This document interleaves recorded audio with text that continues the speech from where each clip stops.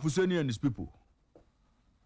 This week, we are hoping that you secure that authorization. If you don't secure that authorization, some of us will go on a one-man demonstration to make sure these funds are released by the finance ministry. I'm telling you, Nathan, I'll go on a one-man demonstration. If by Thursday this money doesn't come, for them to do whatever it is they have to do. I'll how do I even say it? You join me? I can join you, but I'll make sure you fulfill that. I'm telling you, if by Thursday Bar Fuseni doesn't confirm that the money has hit the sports ministry account for onward transmission to them, I'll go on the road. I'll hit the streets. I mean, we can't do this, Nathan. We can't be doing this to sports. Mm-hmm. We can't be doing this to sports. We can't be doing this with our sports and make it look like the only thing that will be in a hurry to take off is the Black Stars. No, we can't be doing that. I saw, you see, Nathan, I saw this thing long time ago. Mm-hmm.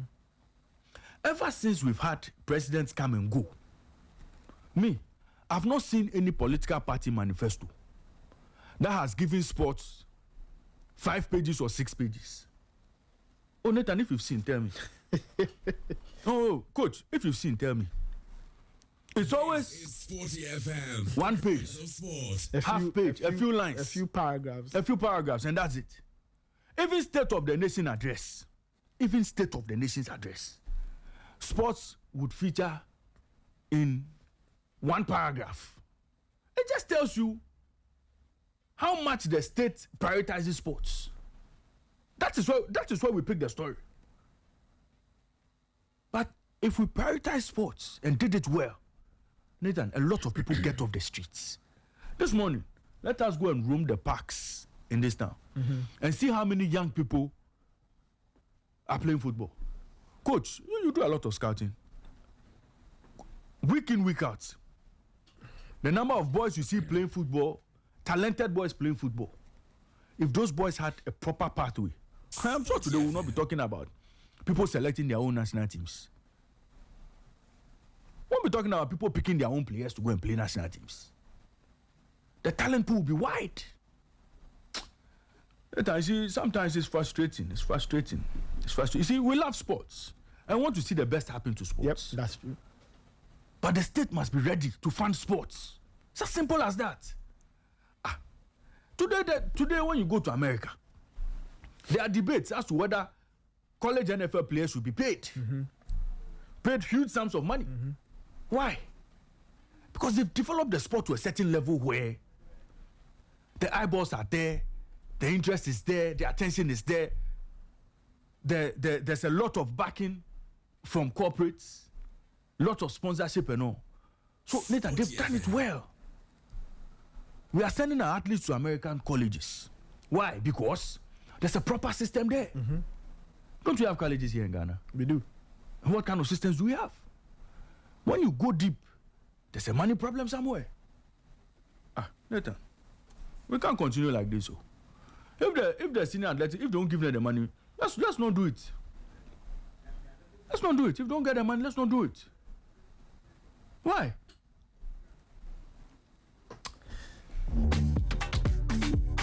So yes, that's the update in terms of the senior athletics championships. For those who are wondering, we'll have to follow up and see. We'll keep an eye on this story and keep you updated. Time check is 7:57. You can send in your comments 054-257-1061, 054-257-1061. Coach Ebenezer Sefa is here, and once he's here, you know what time it is. Let's get into some local football because this weekend it was a huge weekend at Swedru. It was the Ghana Football Festival. 2 MTN FA Cup semi-finals, Dreams versus Medeama and Nations versus Adriana Stars. That happened over the weekend. They also have the women's championship final between Ampem Dakwa and Hazakes ladies. So we'll get into all of that. But you can send in your comments 054-257-1061,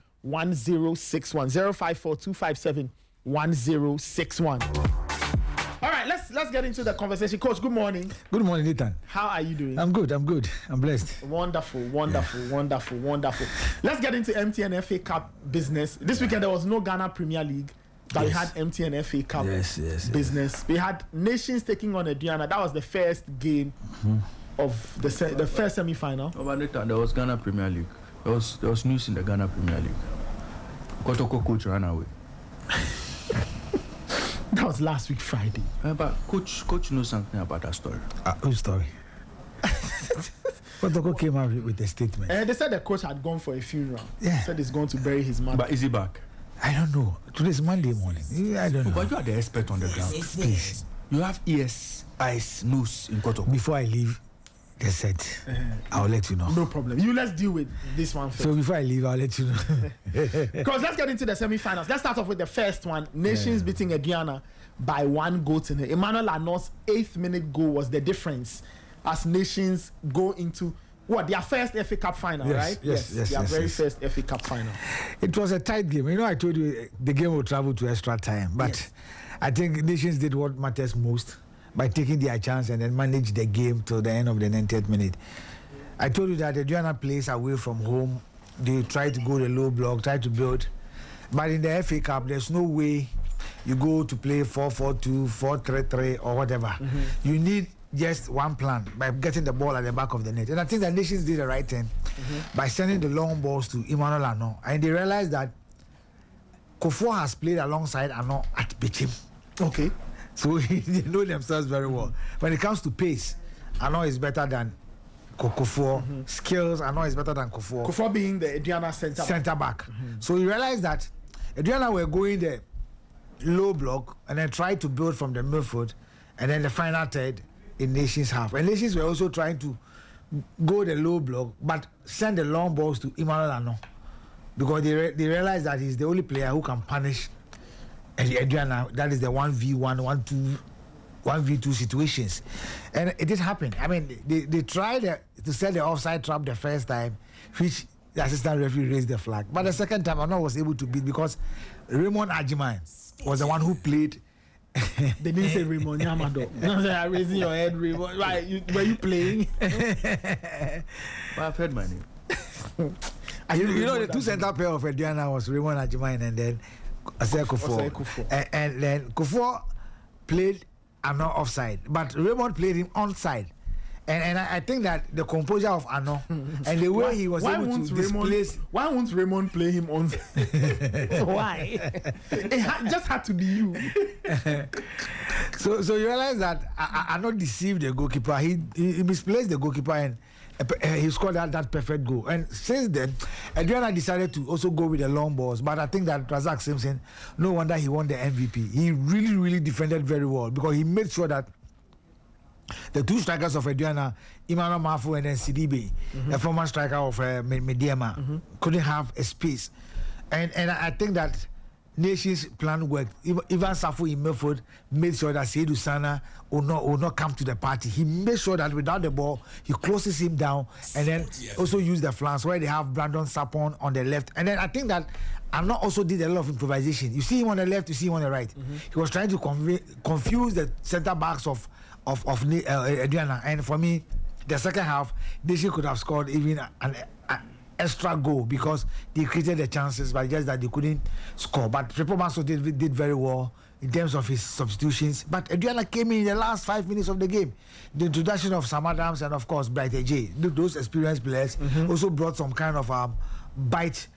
Nations felt that look, it's almost time. Let's defend and go on the counter. And Adriana was also were on Nations FC until the final whistle. Nations won by a lone goal. So I think Nations deserve to be in the finals because they were the better side from the blast of the whistle to the end of the game. Interesting. Abigail Sanasosu was on the field. She was heavily involved.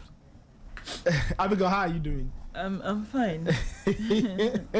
You look a little out of it. But don't worry. Okay. Your own thoughts on that one. Nations beating Guyana by a goal to nil. That was the first semi-final of the FA Cup.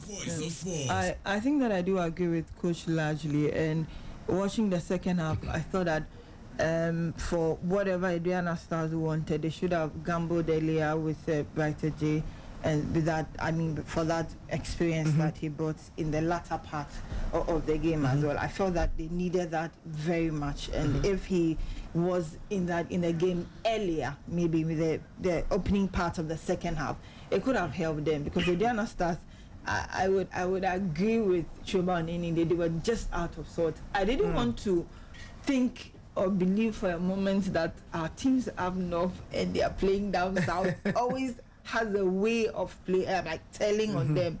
It was as if Aduana Stars at a point in time was not even trying to compete for the league before. I didn't see anything like the Aduana Stars that we thought at a point in time could even be on top of the league. They didn't really get it right with the right footing from the beginning of the game.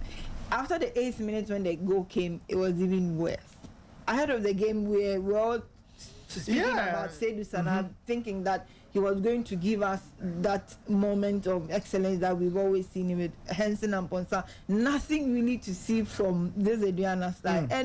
As much as Choba wanted to correct some of these mistakes along the line every other minute, it literally looked like it got worse as the minutes word of. And I will not take anything from Frimpong. So he just knew what he wanted to go in for.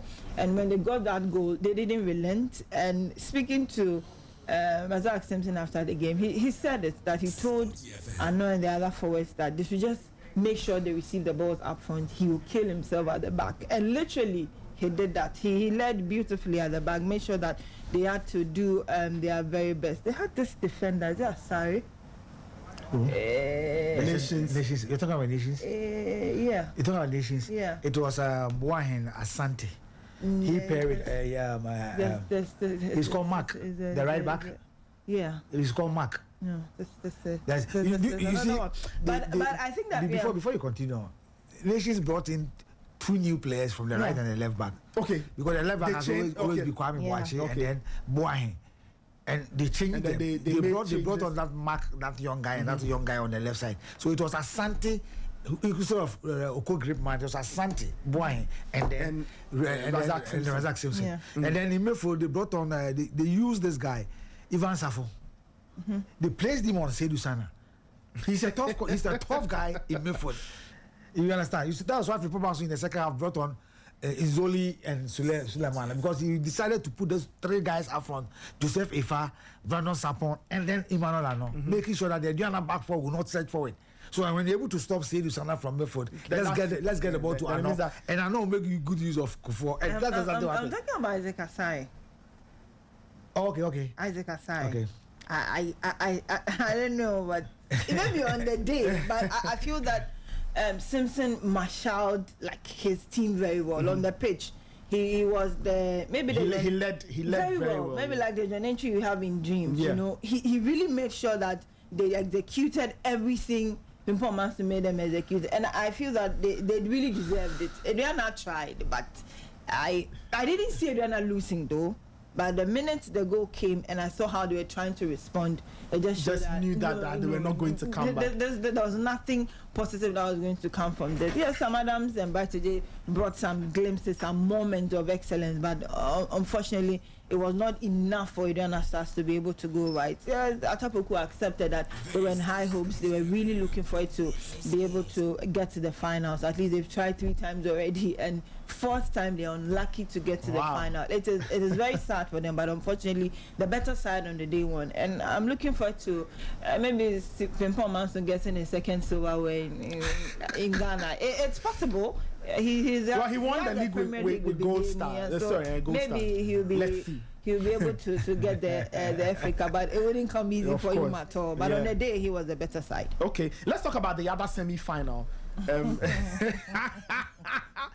other semi-final, that was an exciting one. Sorry, not to catch you. So, Delali just pointed out to me. It was Asari played the left back on that. That's what I'm saying, that there were new 2 players.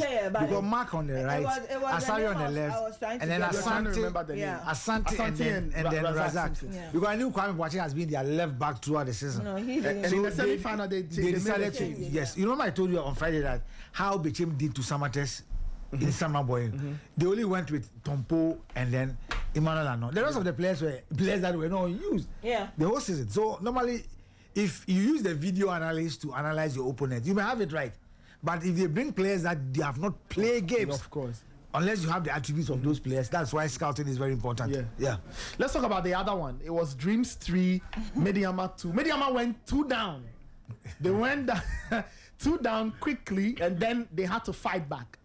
They had to fight back. It was an interesting game. They had to fight back. It was an interesting They had game. to fight back. But I think I have to give credit to Dreams. And then FC. John Entry popped up to win the game late on for I mean, not late, really was, let's say almost halfway through the second I half. must say that it was a game of 2 halves. Dreams had the first half and Medeama had the second half.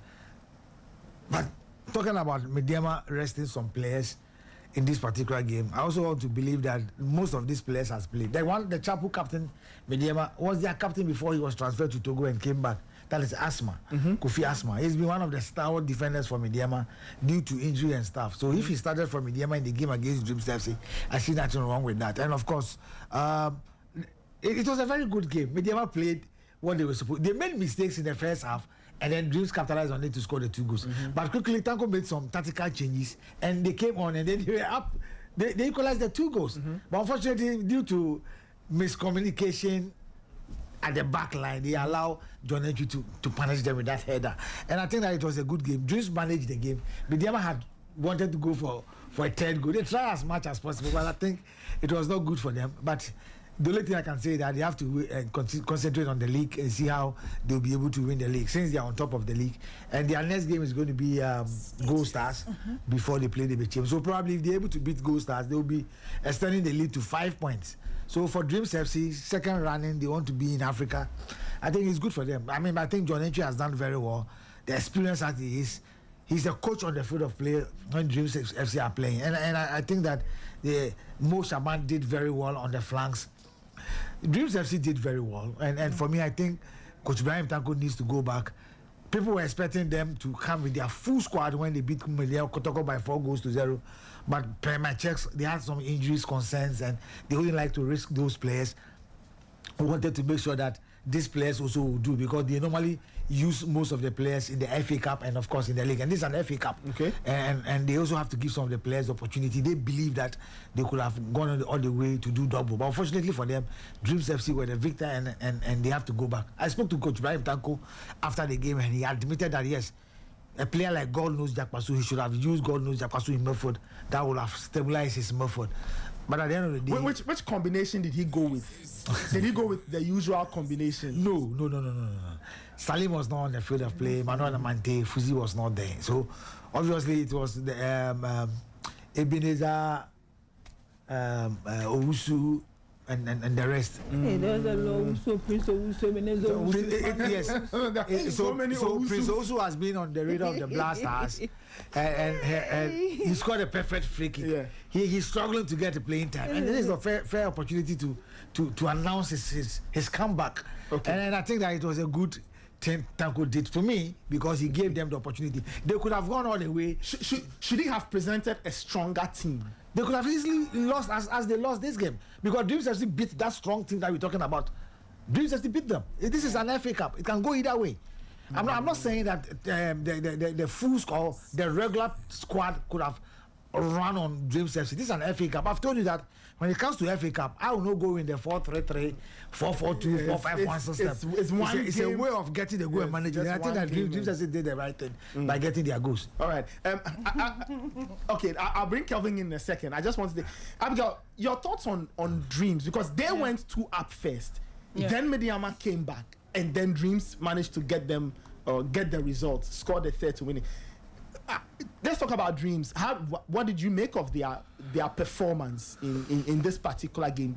Taking the lead, getting pegged back, and ultimately completing the job.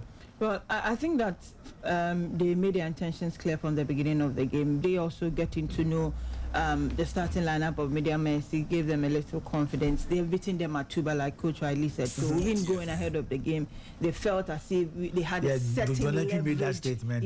Certain form of leverage on Medeama, because even at their home ground, they've beaten them. So at the neutral ground, they just had to take the bull by the horn. And that is what they did. And Ayable did so well to have gotten the first cushioning for them. I think that after the first goal, Medeama realized that no, they really had to pick themselves up. For the very opening minute, Dreams did dominate. And so you realize that when the goal also came in, they were very good to go. And I like Coach Riley said, you cannot talk about Dreams in recent times and not talk about John Entry.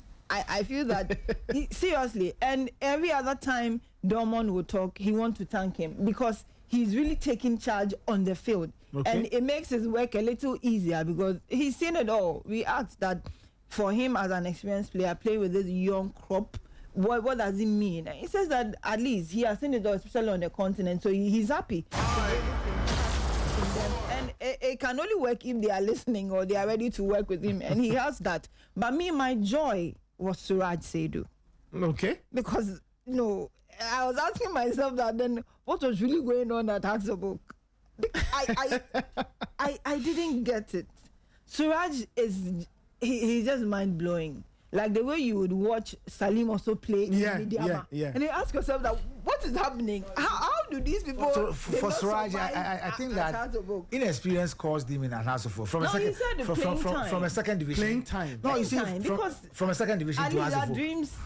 From a second division to Asofo, you have the likes of Emmanuel Nete. Of course, that was the time. Of course, he was at the time. This were Salif Ibrahim. These were guys on any day. Suraj would be on the bench of Asofo. So for me, I thought he was a very young player. Yes. So when he had his time, I think that he also overblown it because when you are given opportunity in Asofo with this crop of players and you can't make it. Sporty, for instance, from Wafa to Hasselhoff, he was the brightest player Hasselhoff brought. But what happened?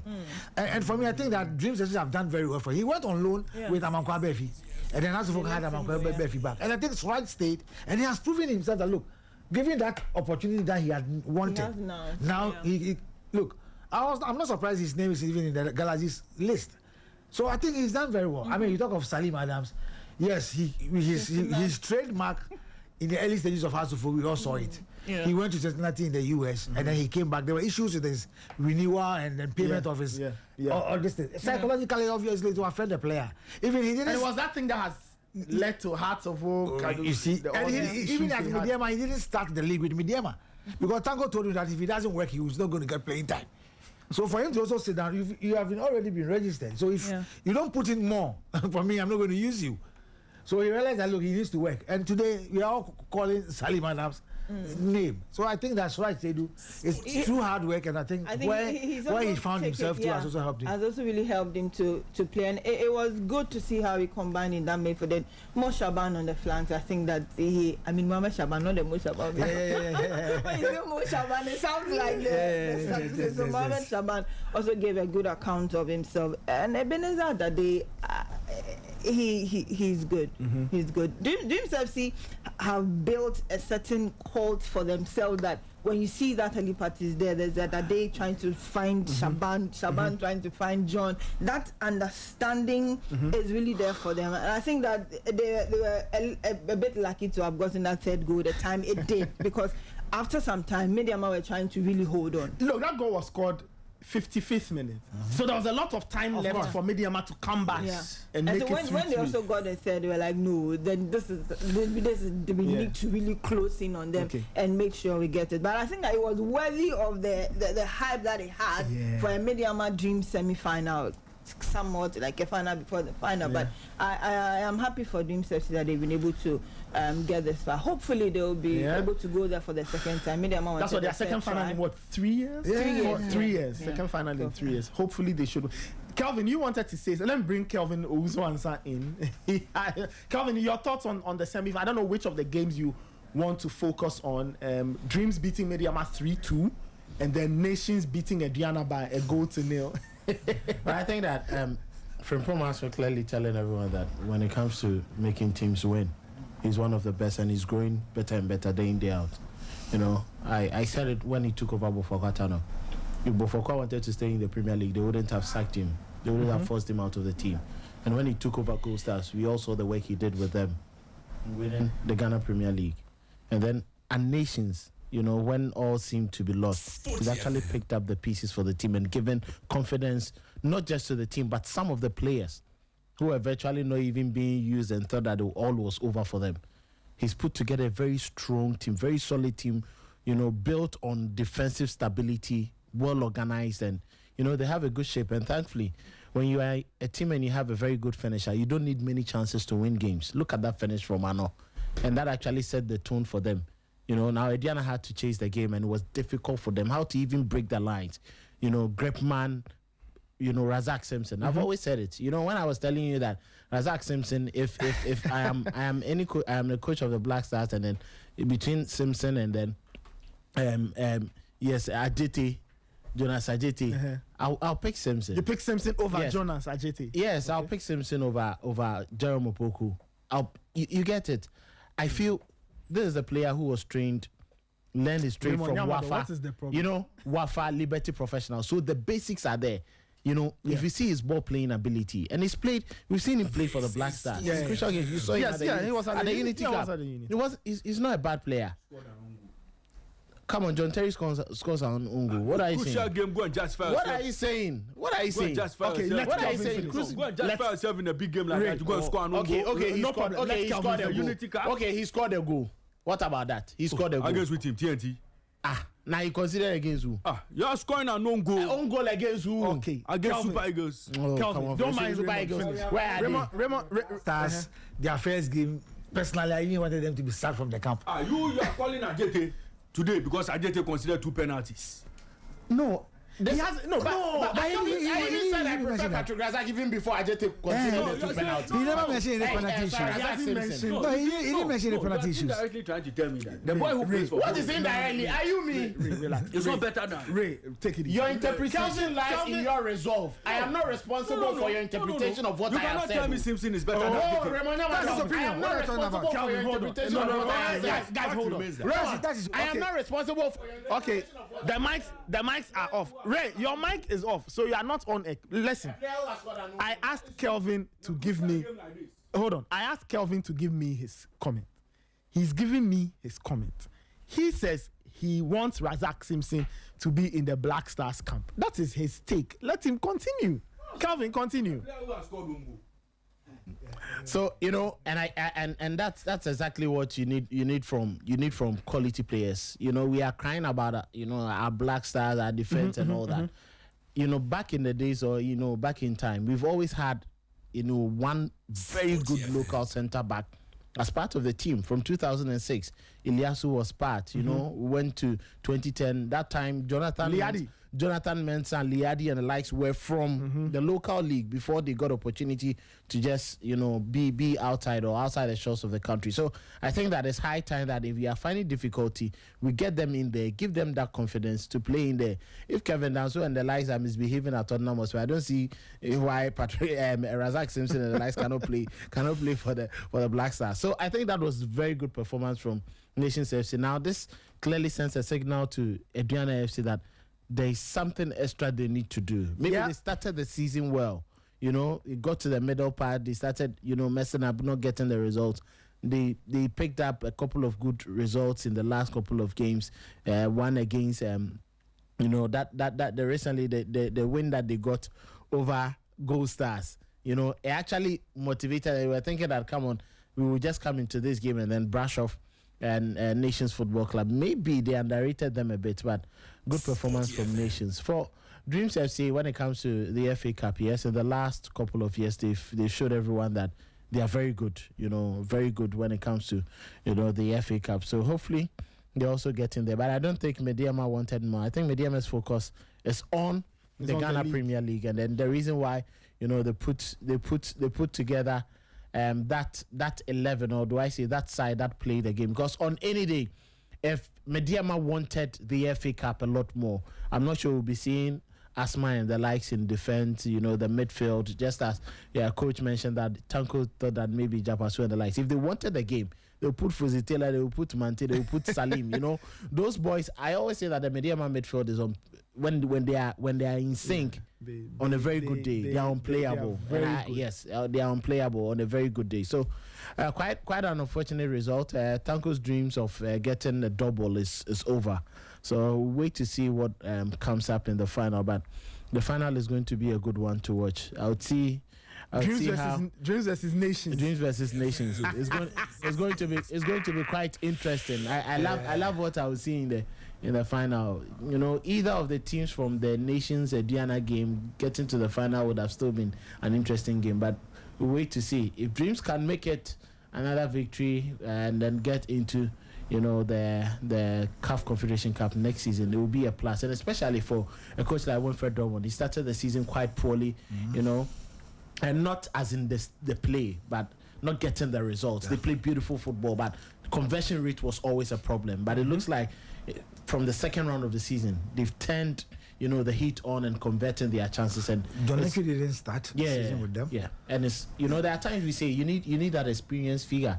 I remember when Donetsk was being rumored that Kotoko was chasing. We heard a lot of that wasn't a rumor because Kotoko wanted him. They wanted him. Yes, Zito wanted him. Yes. We had fans and people within the caucus saying, why are they going to bring that? But I always say, now locally, when you have one experienced player, they make sure that your team, moves, in a very good direction. Yeah. Look at the Medeama team, full of experience. Mubarak, Suleiman. You look at how they play. Even at Ediana, when Anochi Bedu is playing, you clearly see the difference. But he was messed up in that game. Yes. I think Ediana missed their captain, Alex Bosch. I think I'll blame maybe the coach for the number of times he's let him sit, all because of Asante Kotoko, I think that he's not a better player than he is. He got injured, and by the time he recovered, the partnership between Kofo and then Alex just a little over 3 It games. doesn't matter. Oh, cool. It doesn't matter. But you and I know Anochi Bedu. If Gabriel, if Mosquera, the fact that the fact that maybe Mosquera will come into an Arsenal defense and play better with Saliba or Gabriel doesn't mean that when Saliba is fit after 3 games, you should. No. So I think that he broke that. It wasn't 3 games. He broke that partnership. Let's accept that. Yes, I'm not sure next season they're not even giving the opportunity to play. But coach, when players are aging and then Chua is leaving. Yeah, he's going. So I'm telling you something that he's going to. You have no idea. But I think that it was quite a good one. It was quite a good one for them. I thought maybe that also played to his work on the day because he kept saying family. So actually, I felt the father is not well. A little distracted. I cannot mention the kind of sickness. The father is not well, and he has asked permission to leave. Yeah. But Diana also wants him to finish the season before they can say goodbye to him. Yes, they had series of meetings. These white guys, anytime they want to go on family issues, you cannot stop them. So probably that is the reason. I also think that the Diana players didn't come to the party. To be honest with you, it was a Diana Milford is made of Henderson Aponsa was off. And then Seydou Sana was struggling in midfield because of Ivan Safo. And for me, I think that Frimpong also did very well. Look, send the balls to Ano. They can't handle Ano, so send the ball to Ano. So if Ano finds it's difficult on the right, you see him on the left. Anytime he moves to the left, the ball goes to Ano. And that was a nation's game plan. Make sure that the second balls, we don't allow the Diana to play. Let them bring the ball. And then Razak Simpson and Asante will do the dirty job for us. Okay. So they had things easy. And even their first choice goalkeeper was not imposed. You understand? So sometimes coaches try to improvise in terms of their team selection to confuse you, the opponent, if you don't know the team very well. You understand? Yeah. So, but I think that they use Ano as their target man and then they had their way out. All right. So nations and dreams to contest the 2026 MTN FA Cup final. That should be a good one. Before we close the deal out on Swedru, Abigail, we had the final game at Swedru was the women's championship decider. The regular customers were back in the final, but this time it was Ampim Dakwan who did the number on Hazakers. They won by 2-1. They came back from a goal down to win their 5th title. They are now joint. They both have 5 titles now. Yeah. Just break the game down for us, for those who did not see it. Ampim Dakwa beating Hazakers by 2-1 in the Malta Guinness Women's Championship decider. I think that it was a game that Raymond Fenny wanted to go by the script he used in the quarterfinals of the FA Cup Interclub when he beat Ampim Dakwa 2-1. And to a large extent, it was working. Because in the opening minutes, they were ready to soak in all of the pressure. Because these two sides have something that is distinct.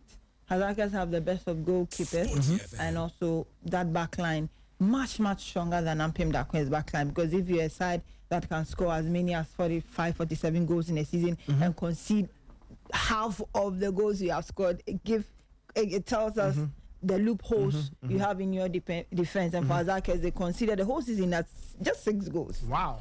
And considered 6 goals. And considered 2 yesterday. So it was just telling you that the one had a very good attack and one had a very good defense, and it was really telling.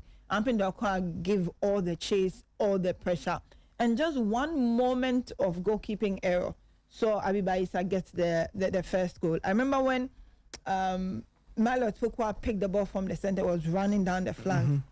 Raymond Fenny was screaming, go at them, go at them, go at them. And she did that, went down, and that resulted in that corner kick that Abiba Issa connected over Aisha. So I feel that Hazakes really wanted this. They thought that this was it. They have always had that dominance over Ampem Dakwa whenever they play down south. But William Afuak also showed that he has studied Ampem Dakwa. Okay. We have always seen Ampem Dakwa in the eyes and in the light of Jonah Dakwa. And it was time for us to clear that bag of our eyes and see Afuak taking over very well. And I've always said that one thing that works for Ampem Dakwa in time past has always been Fosu Royals. And for whatever reason, the owner of the club decided to do that.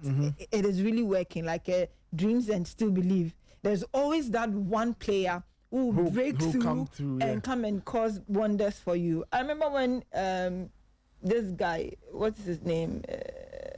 Yalvi. This boy. I want to remember his name. His first game from Still Believe, he scored Kotoko. Can you imagine?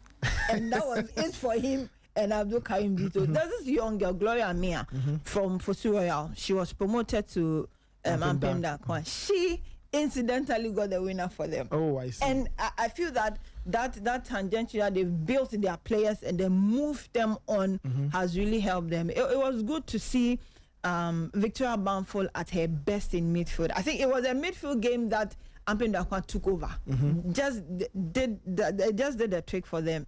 Victoria Bamford, there was a certain Priscilla Oche. I don't know if it rings any bell. From U17, U15, U17, U20, Black Queens, captained princesses at a point, gone through from Turkey to Spain, back home. And if you see how she plays, coach will tell you, in football, you have to do the most important things. You don't really have to run and exert all of the pressure. She marshaled that midfield so well that Ampem Dakwa didn't have a problem going for it. And I was not surprised she got the equalizer for them in the second half to really open up that game. I remember Fenny lost it the minute that equalizer came through, and he didn't see it coming. I said after the first half that Ampem Dakwa has players that can shoot.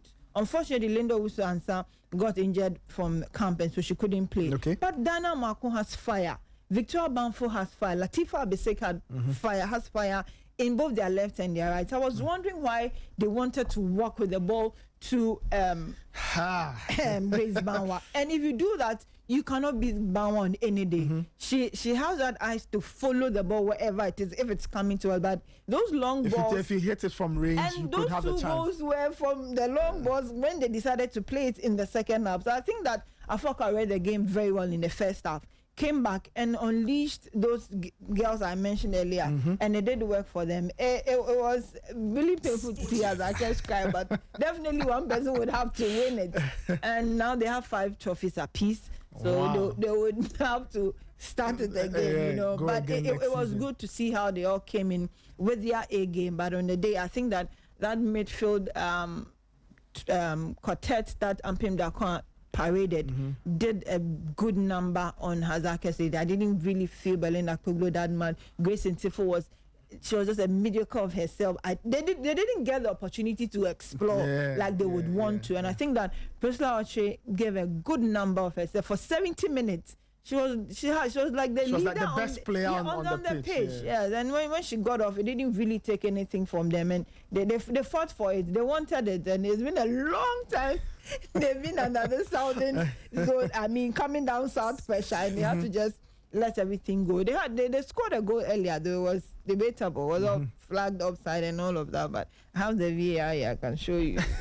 But apart from that, they came, they wanted it, and I think they won. Remo Fenny should come again. He lost it when Ampem Dakwa equalized. Let me ask you this, just finally, as we wrap up on that bit. When you look at this Ampem Dakwa team, what will they need to do well in the CAF Champions League qualifiers right? What do they have to improve if they'll do better than they've done previously? Well, I'm not really shaking about their front line, because there's Mariam, the one Nigerian lady they brought from Lady Strikers. She has the strength, a little cast in the shape of Mariam Ponta. With more playing time, she can. I am more concerned about their back line, because, like I mentioned, the numbers is clearly showing that they conceded so many goals. They will need experience at the back. Okay. Yes, Linda and Dinah have played together for a very long time, but I think that if they have that experience they have in the middle with Pesloche, it would help at the back. Abnan Anoma was doing that job for them well, but she also has left. And I think they will also need to cushion Aisha with another experienced goalkeeper. So they really need to look in the market, get an experienced goalkeeper. I'm tempted to say they should go for Grace Bauer, but I don't know. I don't know how that will work. But you've mentioned it. I don't know how that will work. But there's But their defense they need to sort out. And their is it so defense? So which means that entire back line. The back line. So the goalkeeper and the, full back, center back. From the middle going up front, I don't have a problem with Patience. I don't have a problem with Ami. I don't have a problem. They can negotiate with the clubs. Normally that's what they do. When you are going for the competition, the qualifiers, and even the competition proper, that's what they do. They do get some players to help them, but some of the clubs do have the fear that they go and they won't come back, and the girls do not want to go back. But there should be a documentation, or probably they should agree on something. There is. Normally they take them for a period, because when police were also going, they got a number. Juliana Jachua from Root Sisters, but she's gone back. Tutu are from Constance, but she has stayed. It means when they come back and they want it, they will let you stay. If they want it, just pay money. Nancy from that time, even in the Uswansa and Dana were all from Ejasoma, and they came to join Ampim Dakwa and then went for one of these things and they stayed. So that negotiations, they do have it, but you go and some of the clubs will promise that, oh, don't worry, like. If Nakwa decide go for a certain Agnes Yeboah from Jonina, it might be difficult for Jonina to let her go, because they feel that once she goes, she won't come back. It does happen, and sometimes you can't even blame the players, because when you get that, but I think you can also make money out of it. So yes, then the money they can also, because I think the problem. It is the owners of the clubs who are ready. And for Jasuma, sorry, I keep mentioning this man, as if you understand. For him, that gave quite lots of his players. He understood it and did the business. And Nancy Amu stayed. Now she's gone out. Dinah is there. She could leave anytime. Linda is still there without him. So it comes down to how some of these clubs will understand. Like I mentioned, Grace Banwa, Hazakes might not feel that comfortable letting her go. You understand? But in the end, if she goes and she helps them, it is still Ghana. So it depends on how Uncle Nab will take it and understand that, okay, this is my play and I feel they can help. And if they have the money some others have, they can still let Cynthia Findem stay in Ghana. So it depends on them and the clubs and the negotiations that they do have. But getting players to help each other, they do it. Okay, well, we'll see how it goes for Ampim Dakwa. They are the newest Malta Guinness Women's Premier League champions. 5 titles in all. They are now joint record holders with Hazakes ladies. Because before we leave, the Black Galaxies have been assembled. They are going to Pram Pram. Right, and they've put together a list. The GFA has announced. If you visit the GFA's website, it's there. The story says 32 Black Galaxies players are to report to the Ghana Soccer Center of Excellence in Pram Pram today. The purpose of the exercise is to create a comprehensive database for the continuous monitoring of players ahead of upcoming assignments. The players will play and train. They'll play at least one friendly during their stay in Pram Pram. Now, these are the players: Benjamin Asare, Hearts of Oak; Emmanuel Kobe, Bibiani Gold Stars; Felix Che, Medeama Sporting Club; Solomon Agbasi of Accra Hearts of Oak. So 2 Hearts of Oak goalkeepers. The defenders: Ebenezer Dade Dreams. Remember Adumako Ediana, Suleiman Fatao, Medeama's left back; Isaac Afo, FC Samatex; Patrick Esiedu, Asante Kotoko; Razak Simpson, Nations FC; Ebenezer Aban, Heart of Lions; Ali Mohammed, Heart of Oak; Alex Boache, Ediana FC; Kelvin Owusu-Ansah. So Kelvin Owusu-Ansah. Kelvin Owusu-Ansah. Why did you mention Kelvin Owusu-Ansah's name? Charlie Habit. Because yeah. Habit. Kelvin Owusu-Ansah, PK of Accra Hearts of Oak. Seydou Sana, midfielder. Seydou Sana of Aduana. Eche Dogli, Heart of Lions. Mohamed Ali Du, Vision FC. Hubert Jehu, Asante Kotoko. Salim Adams, Medeama. Suraj Seydou, Dreams. Meshak Soa, JT, Vision FC. Evan Sokai. New Edubiase. In the forward, Kelvin Nkrumah, Medeama, Augustino Krabechem, Richmond Opoku, Young Apostles, Emmanuel Anor, Nations FC, Prince Trineboa, Basake Holy Stars, Prince Owusu, Medeama Sporting Club, Samuel Atakumi, Gold Stars, John Entry Dreams, Rudolph Mensah, Swedru All Blacks, and Albert Amoa of Asante Kotoko. So, well, I think that Mengel has done a good job. I mean, these are players who have really excelled in the Ghana Premier League. Maybe one may also mention some few names that they probably are missing here, but I can say that these are players that for me on any day I'll add up. I'll use my terms to say yes, coach, you've done very well. I mean, the positions he has picked, those players have really excelled in the Ghana Premier League. But I'm sure this is not just going to be the end. I mean, still more players in the team. I mean, we have young players. Somebody like Fuzi Taylor, for me, should have been in this squad. But Fuzi Taylor is with U20 Masro Kunedu's squad. Gordon Sifa of Samates is also with Masro Kunedu. You have the goalkeeper for Samates is in the U20. So I think that the call-up is also okay. There are few ones that their names are not here. With my checks, they are also in the junior national teams, which for me is going to build the transition to the senior national team. We have some of them too that who qualifies to play the U23, who are also preparing to go to camp. And for me, I think that it is very good. I'm told that the Black Stars current coach, Carlos Queiroz, will be unveiled this week, and I'm sure if he's available, he'll also be monitoring these players. I'm sure most of these guys will be part of the team that will be playing the Mexican national team. So if you are a player and your name is here, it's up to you to live up to expectation, to give all your best.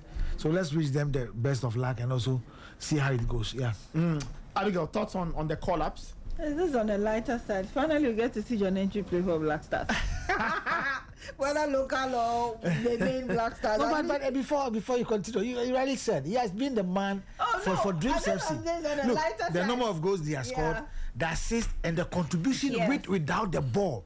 Yeah. For me, I'm happy for him.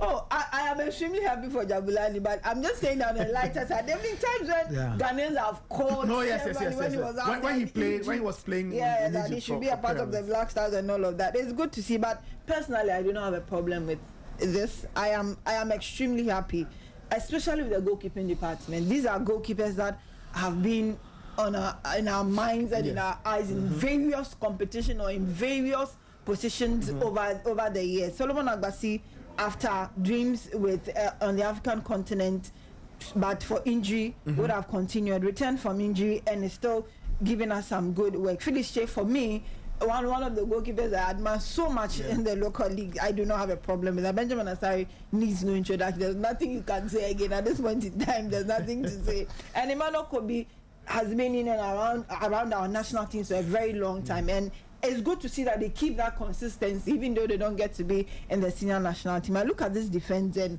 it just brings me joy. I didn't even look at the call-ups, but these individuals have their own stories to tell. Ebenezer Dade has justified himself no matter what he's playing for. If you go back and watch the games he started for Dreams, at home or away, there's no problem. You cannot say anything that because he's from Dreams. He has really made it for himself. Remember Adomakum? Yes, you have one of those bad days. There's no. He was the right back for Ofe, the U20 that won the African Games. So he has been consistent with his play. There's consistency here. And Patrick is saying yes, on moments where he's had his chance for Kotoko also, he's always proven himself.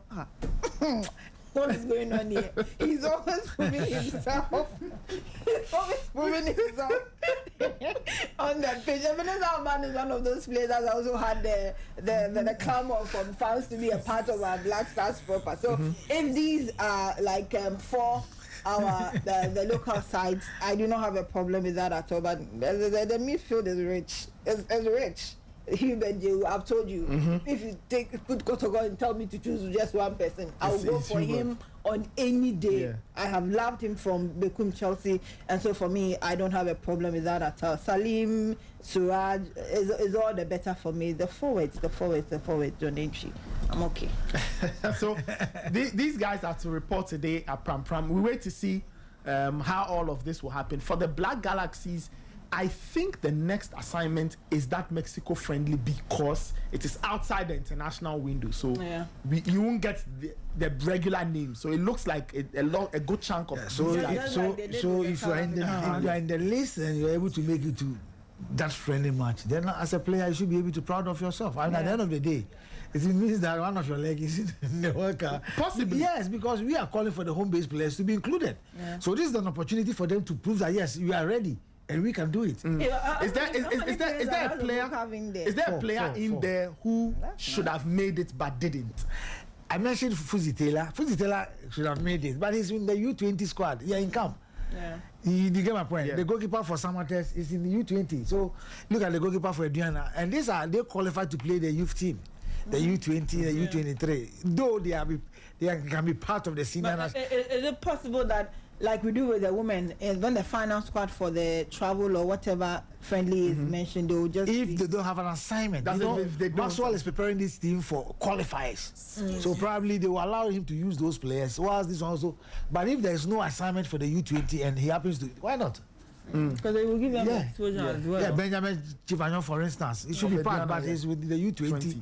So I think that the transition, and for me, I'm happy about this call up, and I'm also happy the way they are managing the transition from under 17 prospects, under 17 Maswa Kunedu, and of course the Black Galaxies. They learned from the ladies. They learned from the ladies. Of course, seriously. The ladies from Togo. Oh yeah, they are back. No, I'm saying, are they from Togo? No. Hey, so I mean that if there's any of course, side that the have women's enjoyed national teams, yes, transition, they it do is very the well women, with that. with that one, because you can have Christian Ashaku play 15, 17, 20. Anyway, so 32 players called up by Coach Kasim Mingo to report to Pram Pram. 32 players who have been called up for the Black Galaxies camp. We wait to see. But this crop, look, when you watch the set that has been called, it's a very strong, Very rich. very, very, very good call. Very, very, very good. And I hope Kasim Mingo can make a good use of this crop, work with them, create a very cohesive team so that so that they can serve as a good spine to support the main Black Stars team. Maybe So we can add that he at least really studied how they are used in their clubs, so that when he's bringing them together, we'll be able to get the most of them. That's true. Yeah. That's true. Anyway, guys, thank you so much. Thank you, Abigail. Abigail was in Swedru, keeping an eye on the Ghana Football Festival over the weekend. Really tasking weekend. Coach Ebenezer Sefa was also here.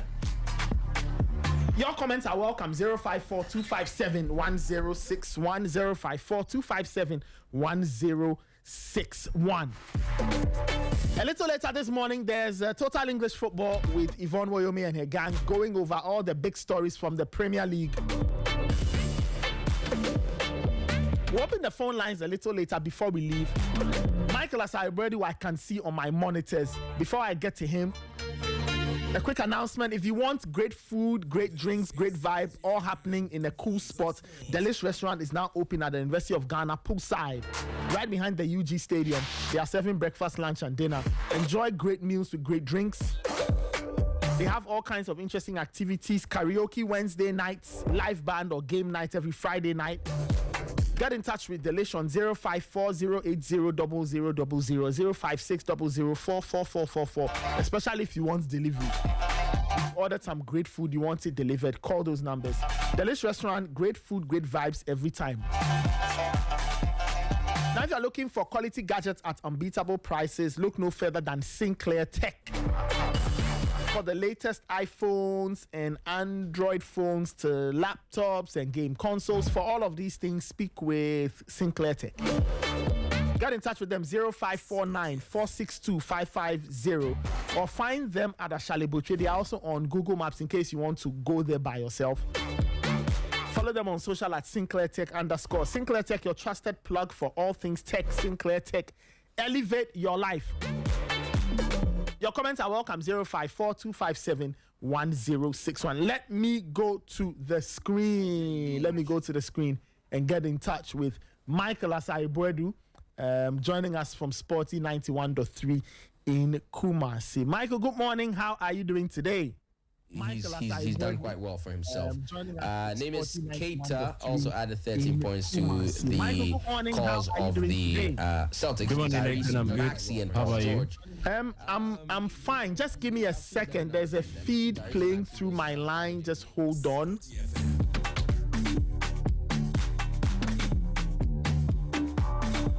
All right, let me get back to Michael. I can hear Michael now. It's clear. Michael, how is Kumasi this morning? Well, things are cool. Start to the new week.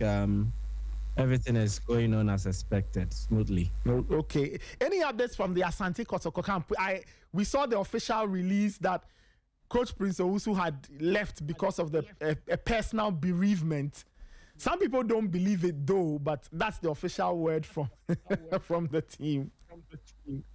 And strangely, in the same statement they used to announce that the coach was bereaved, they failed to express their condolences to the coach, and that is how weird the whole thing sounds like. But the truth is that he left camp, and they went to training. He did not show up until he responded to their calls to make them aware that he wasn't around. Yes, Prince also went out. The team did not know where he was. I don't know who is behind the statement that Asante Kotoko released, but it looks clearly like an afterthought, and it does very little to quell the rumors about the coach going out without permission and then deciding that he was not going to continue in his role again as the standing head coach of the club. These are all issues that happened, and I think what escalated matters had to do with fallout from their game against Medeama Atakwa, where there were threats issued at the coach, and then subsequently after the game, a voice recording involving Karim Zito, the former coach, and another person that spoke in a manner where it wasn't so pleasant to hear if I was Prince Owusu, because some of the words used by Zito to describe Prince Owusu was unpalatable. And these are developments that the coach felt was something he could not continue. This is Sporty FM, the voice of sports. Let's see what happens. But it actually did happen. The coach left camp without informing anybody, and the Asante Kotoko statement is just an afterthought. Wow, quite interesting. So, Michael, just to close out on that, you mentioned Karim Zito and things he allegedly said. When did he say that, and in which capacity did he say some of these things? You know, so much so that Coach Prince Owusu was unhappy with what he heard Karim Zito say, or what Karim Zito had said, and then he found out later on. It is unclear yet when exactly it is that conversation happened, but you clearly look at the way they spoke and then the context of the conversation, and what comes to mind is that it is after Zito had left because he was complaining bitterly. And for those who are close to some of these developments and the characters therein, this is not news, and I don't think this will be the first time Zito has voiced out his discontent or displeasure about the development around the club. So it was after Zito had left, but I can't exactly put a time and then a date to when he said that. And then how the conversation leaked, I think for privacy matters and also to protect the person who did it, I think for those who actually got possession of that conversation, they know where it came from.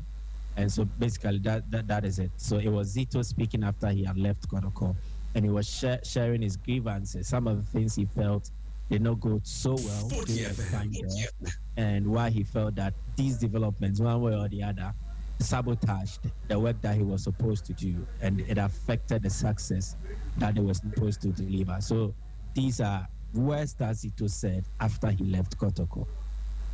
Well, we wait to see. We wait to see what happens to this. As I always say, watch this space. You never know what will happen next at Asante Kotoko. Let's get into some on-field matters. I don't know if you have any quick thoughts on the weekend of football that happened at Swedru before we get into some stuff from Europe. I'm sure you have a couple of things to say from that.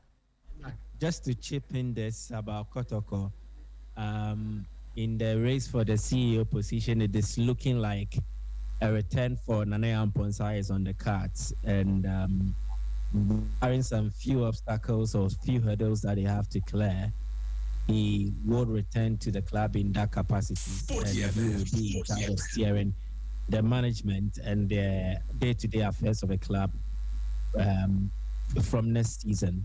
There are some obstacles to clear, as I said, and that does not relate to financial or whatever. There are issues that need to be sorted out, and those are issues that go way beyond the remit and then the powers of the board. And they will need to consult, they will need to work on improving relationship situations that really did not go well for some one or two persons involved in the Asante Kotoko fraternity. And so when these issues are sorted out, then we should expect an announcement that Nana Amponsa will return in that capacity as a chief executive officer of Asante Kotoko. That is one development that has really traveled for the past 2-3 weeks. It has actually been dominating the media conversations and also the public conversations around Asante Kotoko. Fans have been discussing it. The media has discussed it. Anymore. But as I said, they need to do what is right, need to clear some obstacles, and when that is done, I think we can clearly see the way forward regarding Nana Amponsa and his return to the club. Interesting. I never thought it would happen. Nana Amponsa coming back to Asante Kotoko, just looking at the way he exited and all the things that were said. Isn't that interesting, Michael? This is fascinating stuff. With Asante Kotoko, everything is possible. And it is so because he won't be the first to come and then return to serve the club in such a capacity. It's happened before.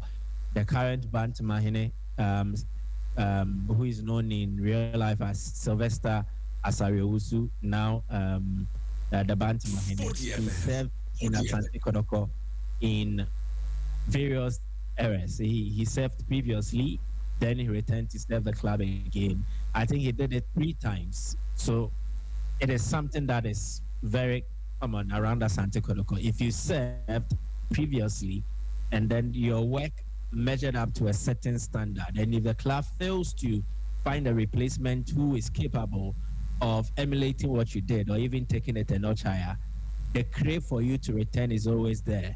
And that is similar to what is happening around the whole Nana Amponsa development. And then again, the current board members who have been appointed by Meshia were the ones that initially, following the collapse of the previous board, were the ones that people thought would be appointed to continue to steer affairs of the club from that end. Unfortunately, things did not go according to plan. And then the IMC had to take charge. And so that was the breakup. If this board had been appointed right after the collapse of the Dr. Kwame Che board, then Nana Amponsa would have continued in his capacity as a chief executive officer. But due to the collapse of that board and then the failure to appoint this board, and then instead an IMC being appointed, it kind of jeopardized the plans. And so it looks like there was a hiccup. But if you remove that hiccup, this looks like a continuation from Nana Amponsa 1 to Nana Amponsa 2.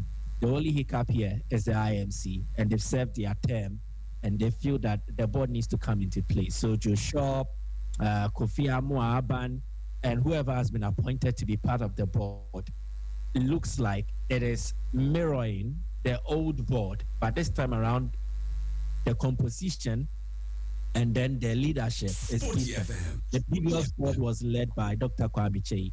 This time around is Joe Shaw, who is leading. But there are remnants of the Kwame Che board still present in the new board that they are constituting. because Evelyn Nsiasare belonged to the old board. She's secretary to the new board. Again, Kofi Amoaban belonged to the old board. He's currently part. And so there isn't a clear departure of the structure of the old board and how they work and the kind of people they worked with. It is much more like a continuation. But like I said, the hiccup here is the IMC being appointed to steer the affairs of the club. And we always knew that IMC was not going to continue for a medium-term or even a long-term role. They were to serve in the short term, and with the expiry of their mandate and the new board coming, clearly it follows that trajectory. And that is how come, to some of us, it's not surprising that Nana Amponsa is a key or is a favorite to be named as its chief executive officer of Asante Kotoko. It is not surprising, but as I said, it is not as straightforward as it may seem. Some issues will need to be sorted out, and probably they will make headway regarding that.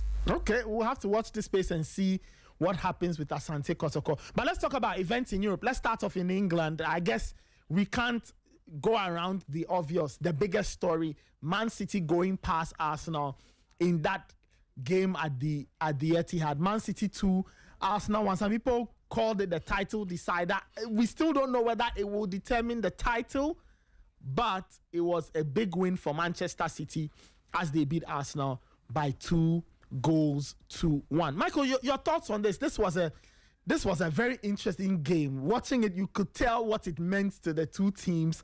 The atmosphere was tense, but in the end, it was Manchester City who walked away with all 3 points. Now, of course, they are just 3 points off Arsenal, game in hand, and it's I don't even know what to say. It's a very, very interesting result, right? A very, very key result in the title conversation. Yep, and it was a must-win game for City if they were to blow wide the title race, and that they did. It just goes on to show their character and their experience in terms of situations like this. They have been here, they've done that several times, especially looking at their boss, Pep Guardiola. He understands games of this nature. I actually saw it as a crucial test for them, judging by the fact that, yes, it's still the core of the City team that had won, but there have been new faces who have not really experienced this stage before. And you could actually see the nerves. Even before the game, you could sense it. The fans knew, yes, it was a special occasion, they needed to deliver, but there was a bit of tension around the stadium. And then you could also see it on the faces of the players before kickoff. I think when the game started and after City got the lead, you could start to see belief. But following that Donnarumma era, that led Arsenal back into the game. You could sense it in the stadium that they were a bit tense. They were sitting on tenterhooks and they did not know what was going to happen next. When the first half ended, and then following the resumption of the second half, you could still not feel that it was a dominant City display. Yes, they controlled large spells of the game, but it's also a game where Arsenal had their fair share of chances. And if you compare the XG, City did not actually beat Arsenal to it in terms of the numbers. It's that close. So it should tell you the kind of game that we witnessed. But again, when it mattered most and City had to dig deep, they did. And how befitting it was that the goal came from Erling Haaland, who has been their main guy or go-to guy when it has to do with the goals. I think City delivered a performance and then they got a result that actually embodies their belief. For Arsenal, in as much as they lost, it wasn't a dull or a poor performance. This was very different. I know what people try to do when they compare when it happened last 3 seasons to this season. Again, City beat Arsenal in April and went all the way to win the league after Arsenal had been top for like 247 days. But this time around is different. On that occasion, City beat Arsenal comprehensively, and it was a masterclass, a 4-1 victory. This time around is a 2-1 victory, and it was that close. Arsenal had some very good chances. Kai Havertz having a 1v1. I think Gabriel Martinelli also had a 1v1. And even in the closing stages, that header from Havertz that went over the bar I think these were moments This where Arsenal is could Sporty actually FM, the voice of sports. reflect and be very positive about sustaining the momentum to ensure that they finish the season on the high. The title is still in their hands, but it is not firmly in their grips as it was in previous occasions or in previous days. This time around, it's that close. Should City win against Burnley and by a healthy scoreline, it means that the positioning of the two teams will change. City will move top of the league, and it means Arsenal will drop from the top position for the first time in over 200 days. And that is a surprising element about it. It is the reaction, how Arsenal reacts in such an instance, how they react after this game. It is what is going to be very key. So I don't agree when people say this game has shaped who wins the Premier League title. It is what the two teams do Sporty FM. right after this game that matters most, because if City beats Arsenal and they fail to capitalize on their remaining games, I don't think we'll be having this conversation at the end of the season that City beat Arsenal and then it won them the league. They need to still work for it. And Pep is smart enough to notice this. He said it's post-match that, yes, the momentum has shifted perhaps, but it's just in one instance, and they still need to do their job. You could see Arteta was trying to be very positive despite their defeat. He was upbeat that in the dressing room, the players still feel that they gave it all, they were that close, and that alone is enough to ginger them to trigger a certain positive response so that in their subsequent games, they will be better. I think it was an interesting scoreline, and it makes the title race very interesting. For the neutrals, they will enjoy it. For the City fans, they will like it. For the Arsenal fans, it gives them another impetus to doubt as to whether this could actually be their season. But then again, this is what football is about, a relief for moments like this. Yeah, you're right on that. You know, it was fun, it was great, it was enjoyable. Earlier, Raymond was making a point that if Arsenal play the way they played this game, and they play like if they keep up that same performance between now and the end of the season, they could win the league title. What did you make of Arsenal's performance on the day? I felt personally in watching them, I felt that they looked very, very different to the Arsenal we had seen in previous weeks. Yes, they had to remain composed, but there were times when they got onto the ball and they played and expressed themselves, and they were very brave in terms of going at Manchester City. Did you also get the same vibe or the same feeling watching them? And do you think that they, because of what has happened, they now need to open up and go after every game, or they still need to be very cautious, hoping that the gap doesn't widen at the top of the table? Yeah, but I think Raymond is spot on. I saw an Arsenal team. Yes, there was a bit of a restraint, but not your typical Arteta type of restraint where it inhibits the creative abilities of the team, and then it also restricts their movement, especially for certain key players. This time around, you could see that the approach was to do man marking and then press very high, especially target certain players in the Manchester City team. Donnarumma, for instance, was a target for Arsenal. They knew he wasn't comfortable with the ball at his feet, and then owing to how Manchester City plays, definitely there were going to be instances where they could trigger a press against him and then benefit from it, and then it paid off. Kai Havertz closed up on Donnarumma, and then a clearance from Donnarumma deflected off Havertz into the net, and that was the Arsenal equalizer. So it came from the Arsenal approach to be on the front instances where there was Declan Rice keeping close tabs on Rodri.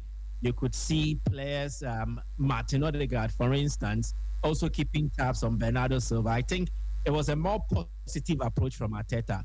And again, when they went down by 2-1, he decided to risk it a bit, introduce players of offensive abilities into the game, and then sacrifice those who could contribute balance or defensive solidity in his team. It means that Arteta came to appreciate the fact that they had their backs against the wall, and then they needed to rescue something. Trust me, if Arsenal had found an equalizer, the approach would have changed a bit in the closing stages, but it did not happen. But it gives a glimpse that there is, to an extent, where Arteta is actually affecting this team in a manner where it is affecting their creating abilities. It is stifling it. It is not allowing players to be that free to bring out the best in them.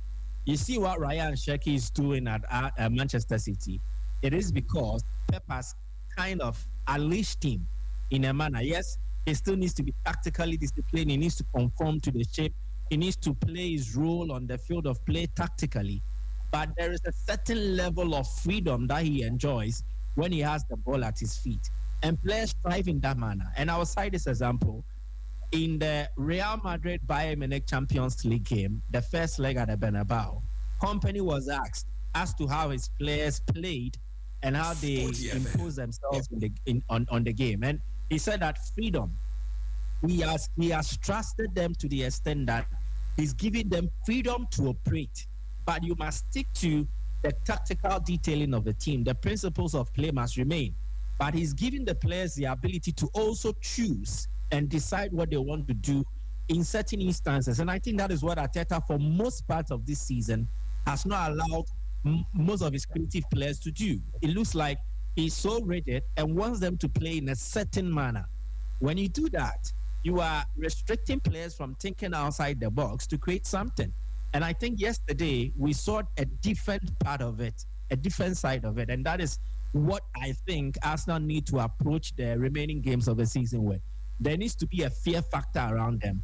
And nobody will fear Arsenal when they are failing to risk it. They have enough quality. If Bukayo Saka returns, they have enough quality to unleash against any defense they face. But if Arteta is going to restrict them, try to control games, try to play safe, it will not bring the best out of this team. And I think it is not too late. They can still work on it, and then they can improve. They can draw inspiration from how they ended the game against City. Albeit they lost, I still think there are positives in there to fuel their running, and hopefully they will sustain a very convincing run to give them the points they need to win the title. Well, we'll see. We'll see what happens from this time onwards. Let's quickly go to West London, where Liam Rosenior's Chelsea suffered another home loss. They haven't scored a goal in their last 4 games, I believe. They've lost all 4. This time they lost 1-0 to Manchester United, who walked into that game struggling to put a defense together, but they managed to bring in Mazraoui and Aiden Heaven, and they kept Chelsea at bay.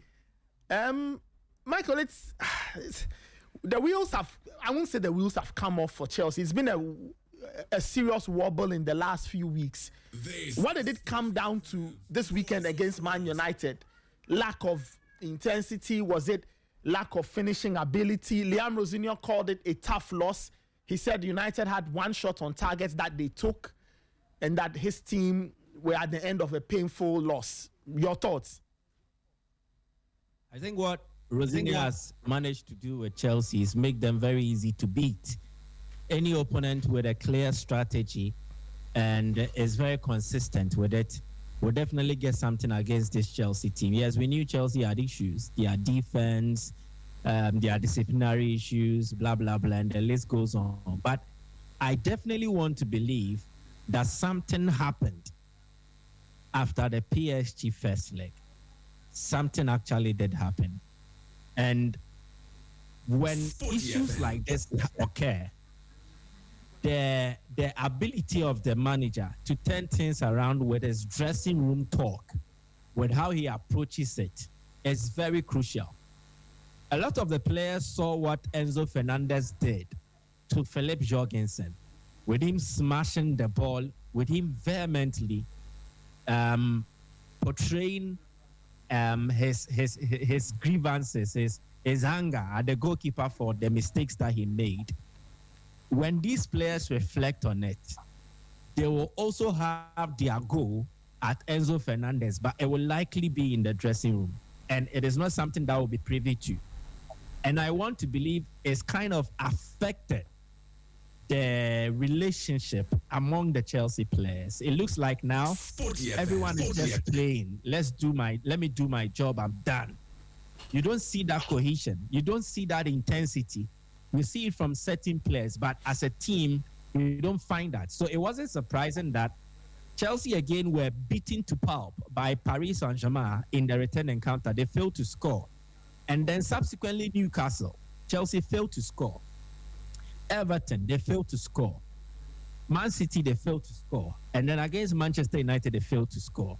There are other factors you can attribute to that, but the general one is that Rosinia is failing to draw from the players the kind of energy he needs to help them recover from this slump.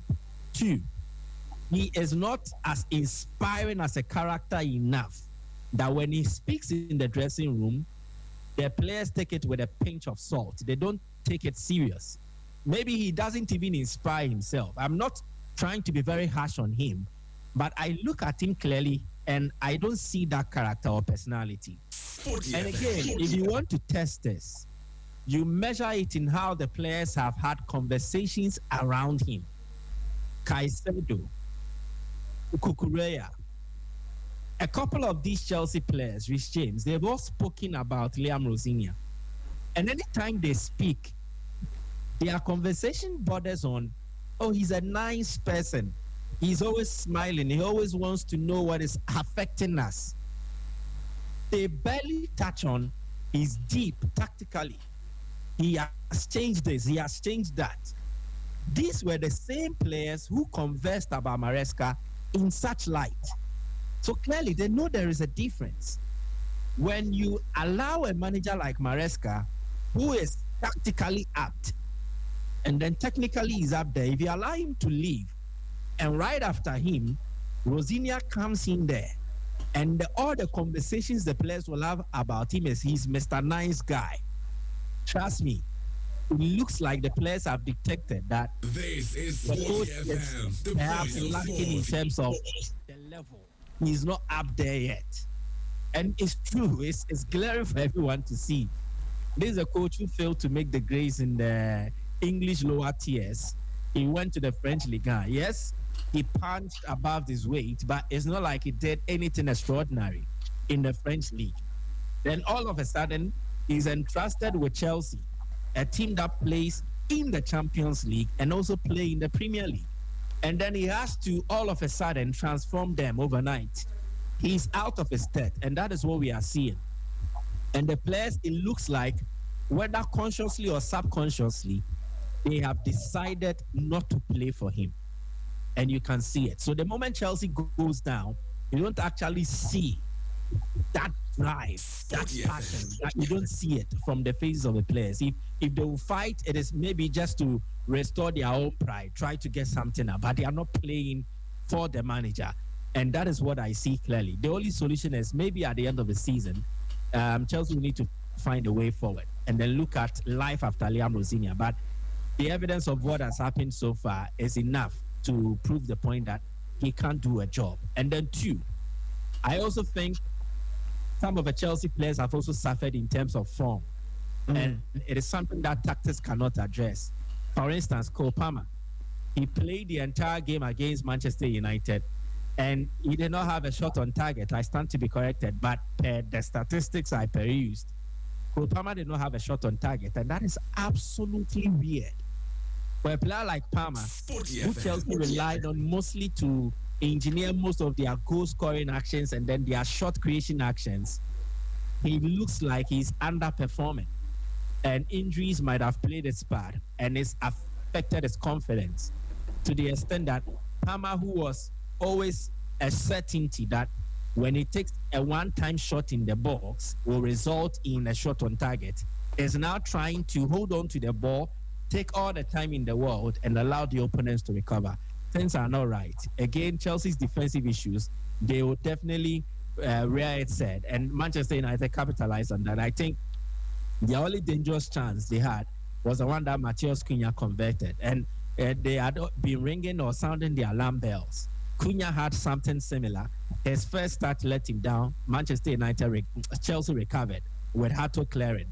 This time around, he connected, and then it went straight into the net. This Chelsea team looks like it has been sabotaged by the vision of the owners. and then the application or how the sporting directors have actually applied that vision, how they have wanted it to work, I don't think it is spot on. Some of the decisions they've taken and how they've gone about it is absolutely poor, and they will need to make changes. And so I think Chelsea's season started in a manner where it could have been better than it is now, but it is a clear sabotage by those running the club, and the players seem like they don't want to fight for it anymore. In my opinion, Chelsea's season is over. They need to start planning for next season. But do you think they'll be able to grab Champions League football?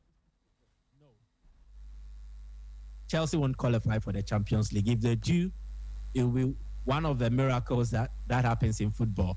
Aston Villa look like they have recovered most of their injured players who were instrumental in their side. Jean Magin, Yuri Tillemans, with them returning into the team, it's kind of sparked them, and then it's brought back that form they were on. If you check now, they lie in a very comfortable place. Between Manchester United and then Aston Villa and Chelsea, it's 10 points. I don't see Chelsea winning the remainder of their games, and I don't see those teams suffering a worse form to drop out. And Liverpool now have a single focus. They don't need to worry about the Champions League anymore. They are out of the domestic cup competitions. So it's just focusing on the Premier League. And Isak has returned to fitness right in time because Ekitike is out injured. So imagine if the two were out, it would have taken something away from the Liverpool team. But Isak returning and Ekitike getting out injured, you won't necessarily miss him if he stays fit. Again, they have a revelation, a sensation in Rio Ngomora, who is now offering another option for them.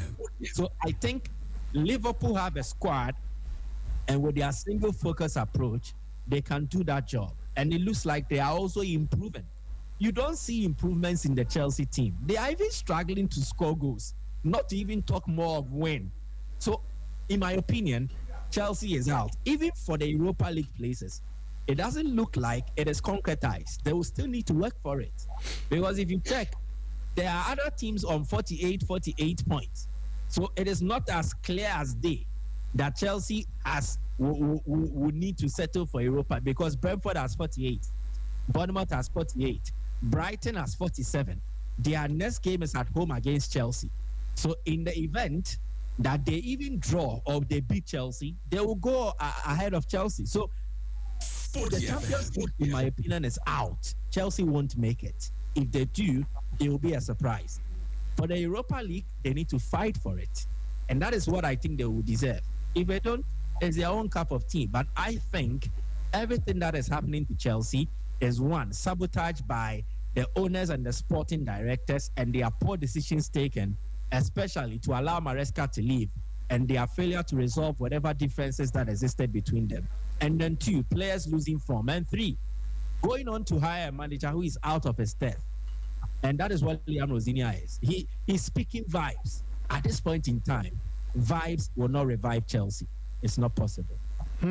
Let's see what Chelsea will do. A little later, listeners, Yvonne Woyome will be here with Total English Football. They will take a deeper dive into the Premier League's biggest stories from over the weekend. Michael, let's touch on Ken League title. They are hoping to do a treble. It will mean winning the Pokal and going to the very end of the UEFA Champions League. But whatever it is, what a season it's been for Kompany, in terms of his coaching career and what he's been able to do with this Bayern Munich team. Over the weekend, as I was saying, they clinched the Bundesliga title. Last season, they was it last season that they lost out to Leverkusen? That was 2 seasons ago. So it's back-to-back for Kompany. Your thoughts on that? They came back from 2 down to beat Stuttgart by 4-2 to complete the deal after Dortmund lost on Saturday. I think it's a beautiful story. You see, Bayern are the perfect role model of success by design. And it started with Max Abel, Christoph Friend. They had something in mind. They wanted to work on it. And they encountered challenges with the managers who were then at the helm. Thomas Tuchel with a broken dressing room, blah, blah, blah. Thomas Tuchel not really in sync with the sporting model that Bayern wanted to adopt at that point in time. And so with Kompany, I think they got their appointment right. They got a coach who needed a platform to grow and then also had a playing squad who needed opportunities to develop. And the two married perfectly. You could not see disagreements, or you could not see, you could not easily detect that it was going to suffer. You could see that there was more room for improvement. And what has happened now is sustained success. Because last season, they won the Bundesliga. So it is not news that they win it again. But what it means is that whatever thing Bayern did last season, they have improved on it. Their goals, the way they win games, the overall performance, it has been better. And even in the Champions League, they've gone a step further than they did in the previous season. So it has been a success by design. And Uli Hoeneß said something, I think in the course of the week. He said, Kompany has done something that Tuchel failed to, which is understanding the situation the club was in and then working with what was made available to him. And he's proven that he's not just a good coach, but he's also a manager. And it is striking. You should note this. He said Tuchel mostly came to meetings demanding signings to sort out issues in the team. What Kompany has done is to accept whatever he's presented with and make do with it. And through this, he has developed some players. Leonard Karl is now seen as an able deputy for Michael Olise, and he's still an understudy, but he can start games in the Bundesliga for them and deliver. In the Champions League games where it's not of a higher pedigree, he can start and still deliver. Then again, Jamal Musiala has had injuries worries. In his place, what Kompany has done is to rejuvenate Serge Gnabry, who has also gone out injured, unfortunately. And then he stepped in as an able cover. Luis Diaz has been a breath of fresh air. And then the attacking trident of the Bayern team, Kane, Olise, and then Luis Diaz, they look like unplayable. And it is mirroring what we saw from the Ribéry, Robin, Lewandowski kind of axis. So I think it is beautiful what he has done. Again, the dressing room.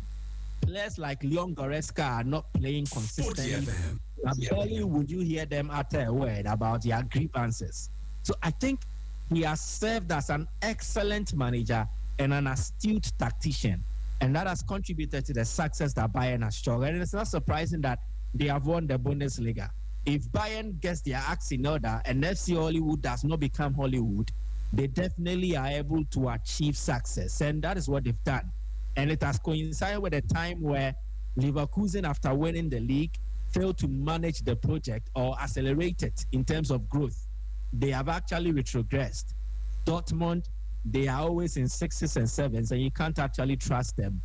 Then you cannot trust Leipzig and the other teams to mount a credible title charge. So it was Bayern's title to lose, and they definitely wrapped it up in style. 4-2 against Stuttgart. Nicholas Jackson getting a goal after he started. Bayern were so comfortable that they rested the likes of Olise, Harry Kane, and then they still were able to deliver. Stuttgart actually got the first goal, and Bayern responded by scoring the goal. It was that beautiful. I think it gives them enough confidence to, after sealing the Bundesliga, to focus on the Champions League and then the DFB Pokal. And it's been a remarkable season. It will be very rewarding if they finish it with another treble, which is to win the Champions League and win the Pokal. But let's see what happens. They still have to work for that. But on the evidence of what they did in the Bundesliga, I think it is worth commending. And Harry Kane, 2 trophies for him. In his first season, I remember the stories.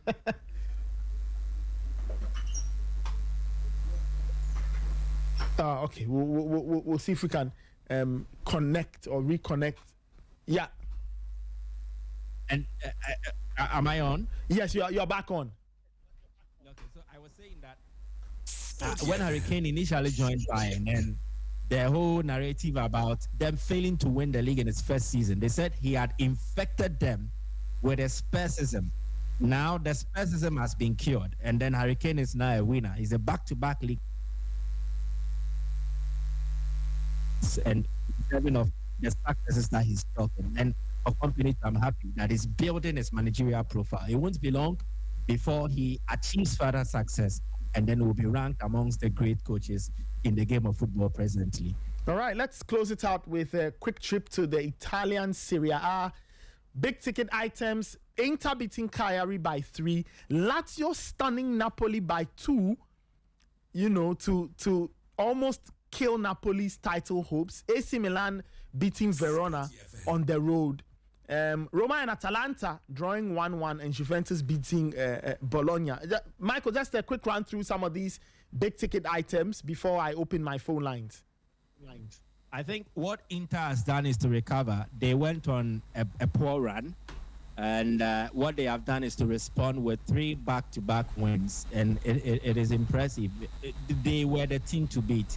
It never looked for once that they would surrender the title. They had the Scudetto in their grips, but their performances some weeks ago left much to be desired. And what Kivu had done is to find and restore them back to dominance. And again, it helped that players like Denzel Dumfries have recovered and returned from injury, and they are playing their part in helping Inter to finish the season on a high. And that is how come we see that they are unbeaten in their last 5 matches. Against Cagliari, I think in the first half, it was a bit tense, but in the second half, Inter asserted their dominance, and then they laid down the marker.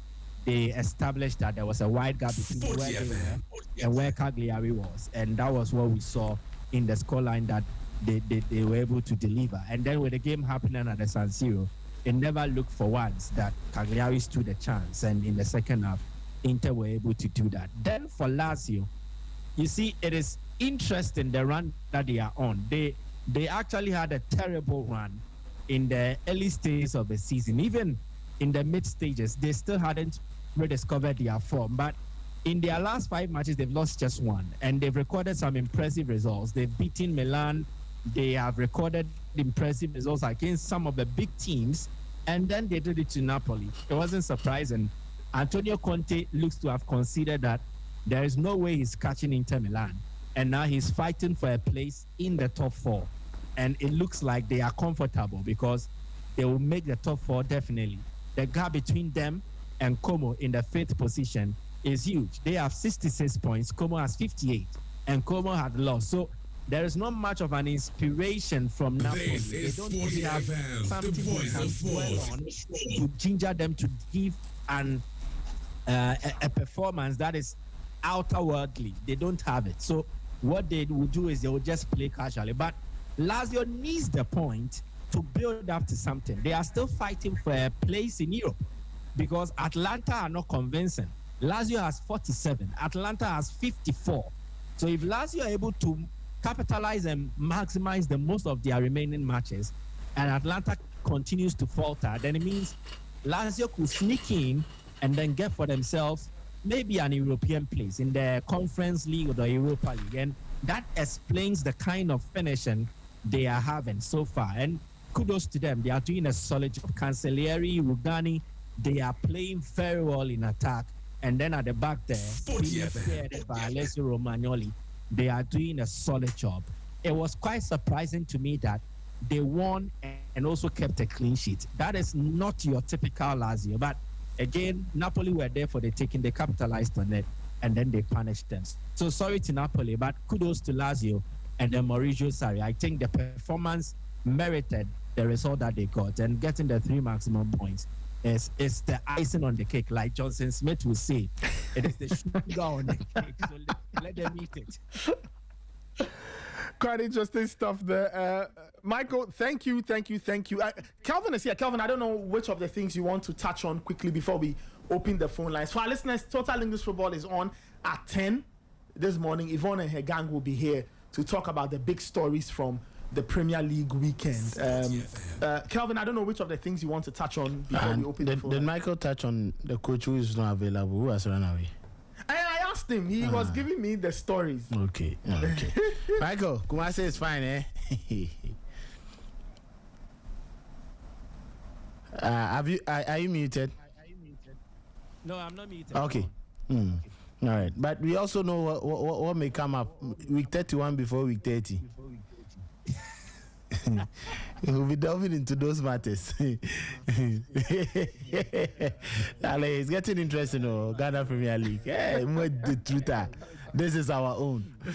But I think that it was quite unfortunate. Cesc Fabregas might have serious issues trying to qualify for the Champions League after that loss. Now Juventus have stretched the lead.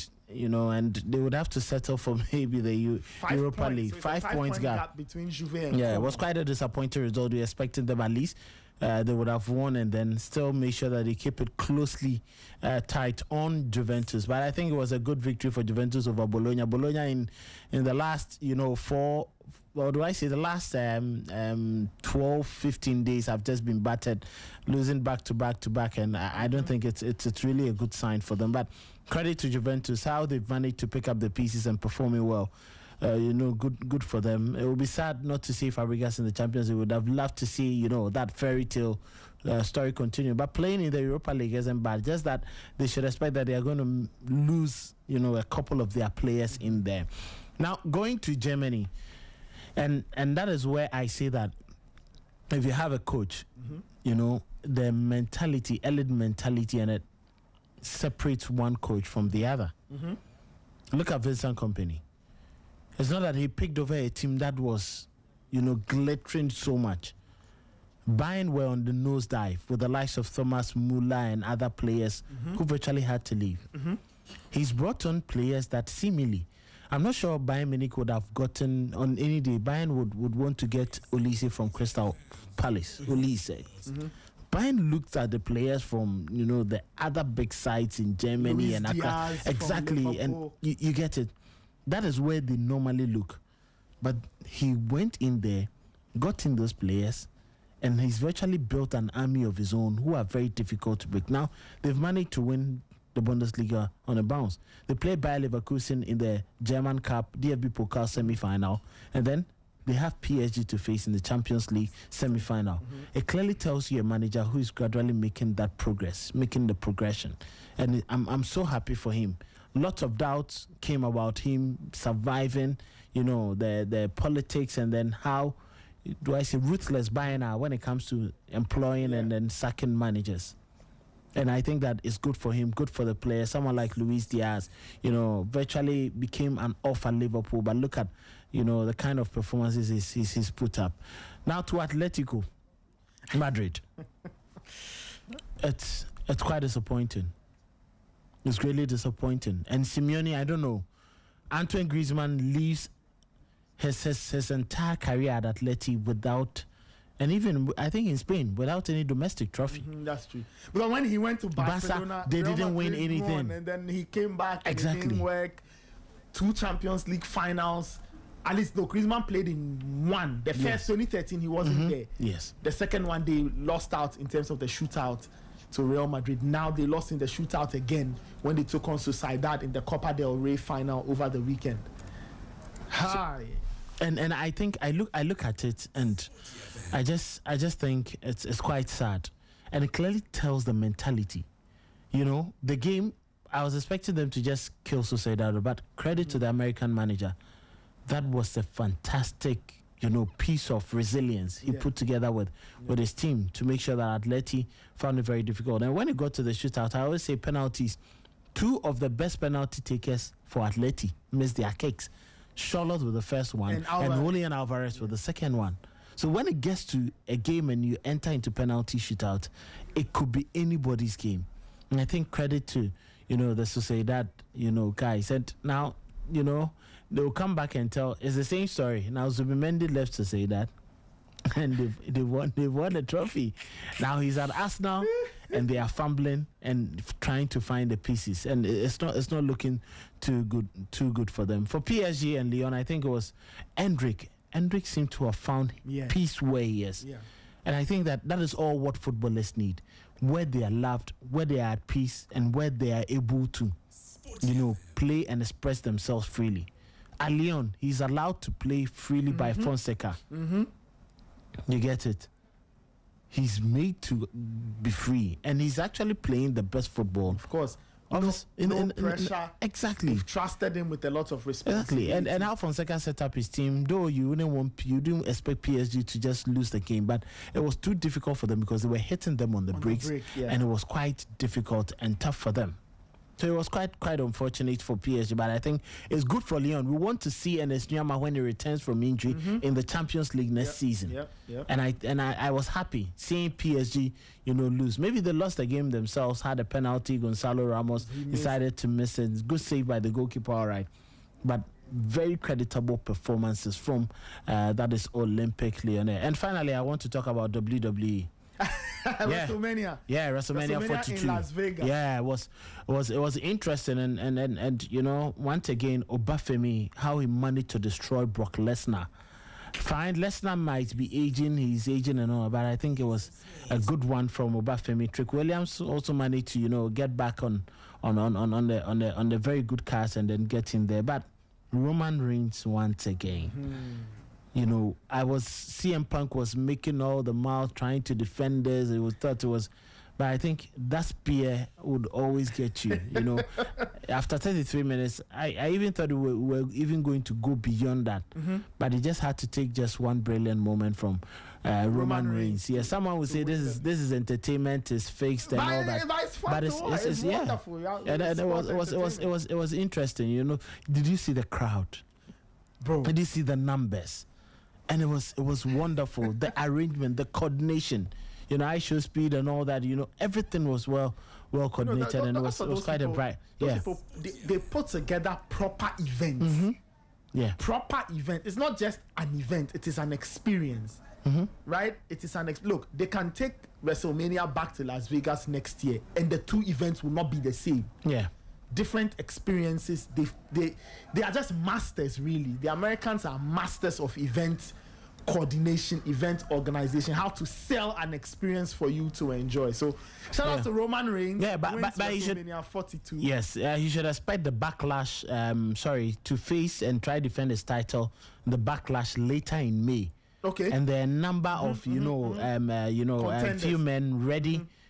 For a shot, and he should expect it. So Obafemi himself will be trying to get in there, and then there are plenty of options around that can. But I'm sure CM Punk would also be trying to come back, for his pound of flesh. But I think it was good to see. The WWE was quite a brilliant moment, especially on Sunday. See John Cena after retiring came on. It was quite a good scene. So. Let's wait and see. Williams dethroning Zayn, his first ever championship on the main roster with help from Leo Yachi. Yes, so we'll wait to see how things. And there was another one, from Rhea Ripley, defending of Jade Cargill, the women's, yes, also winning it in there. So Brock Lesnar, I think he left his apparel in the ring after he was beaten by Obafemi, signaling that, he's retired, he could be the end. But we'll wait to see. To me, has just gotten extremely popular with the fans, and he managed to just go through the match, even when you were thinking that Brock Lesnar was going to beat him. But let's see. Once the OTC Roman Reigns has taken his reign back at the top, we would wait to see going forward what would happen. But overall, it was much better than night one. Night 2 was better than night one, and then the WrestleMania getting interesting. Hopefully in May you're going to see the backlash too. Yeah. All right, at 9:42. Let's open the phone lines. Let me get some reactions from our listeners. This is the Sporty Breakfast. Give me a call 054-257-1061. 054-257-1061. Let me take this caller. Hello. Hey, Mr. Gill. Yep. How you doing? I'm fine. How are you? Yeah, I'm doing great. How was the weekend? It was good. It was good. Saturday, Otubo was crying. Oh, Otubo was crying on Saturday. Oh, Charlie, you got even ask Nami. Okay. Is it, no, Adam, yeah. Is it, I think. Okay, it was Adam who was hosting. Yeah, okay, yeah, I need to. Yeah, he was driving people. I was afraid of the people he was driving, Charlie. Hey. Charlie, the way the guy was talking, like he can't even drive. When I say, I people in the car. Chelsea will kill some people. Chelsea will kill some people. See, Nathan, when I saw our starting lineup, I thought Chelsea was going to massacre it because the defense was so bad. I did to Garnacho. Hi, Garnacho, God bless you. Hey, Kwanasa. See, Nathan, once upon a time, you had Rashford, Garnacho, and Sancho. Hey, we've been through a lot to Nathan. Can you imagine? I mean, having Rashford, Garnacho, Sancho. I think these three, they should stop playing football. You want that similar game? Yeah, I saw bits of it. It was later that I saw that Sancho he made 2 mistakes for Sunderland. I said the three of them, they should go to Jamaica and go open a record label. Sporty FM. They should stop playing football. It's what they are calling. It's what they are calling at all. Nathan, today, if West Ham win, I fear for Spurs. If West Ham wins, you are afraid for Spurs? I fear for Spurs. Okay. It will be 4.2. I fear for Spurs. Like jokes. Spurs will go relegation. That's what happens if you don't do your things well. Okay, Charlie. Have a good morning. All right. Make go to work and talk. No problem. 054-257-1061. 054-257-1061. This is the Sporty Breakfast. Give me a call. Let's not forget that after Sporty Breakfast, there's Total English Football with Yvonne and her team. Let me take this caller. Hello. Hello, good morning, Mr. Nathan. Yes, good morning. Yeah, this is Fred from Adolfo. All right, please go ahead. All right. Mr. Nathan, it looks like it's end for Chelsea now. So, the Vietnam is arguing because saying the Champions League is in. We don't have a coach. Okay. I mean, Chelsea don't have a coach. If you are a footballer and Ushabor and Ushka wins the new coach, I said, and secondly, this one, I want you to record it down. I have a feeling for Portugal in the World Cup. I feel like something is going to happen. I just don't know the actual thing, but Portugal definitely surprise you a World Cup remove for Portugal for the sake of Ronaldo. Okay, all right. And for the EPL, it's like 2022. It's like Man City Aston Villa and the ball last game. You remember? Sorry. 2022. 2022. The EPL.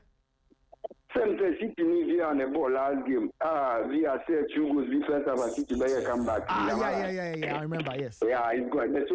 The league is for City now. So she said, "I am out corner." Last now, so the other almost 30 France and almost almost 300. Now you see a team is that they are no prenator. Okay. All right. Thank you so much. 9:46. This is still the Sporty Breakfast. Give me a call, 054-257-1061, 054-257-1061. You can equally send us a WhatsApp message on the same number, 054-257-1061, 054-257-1061.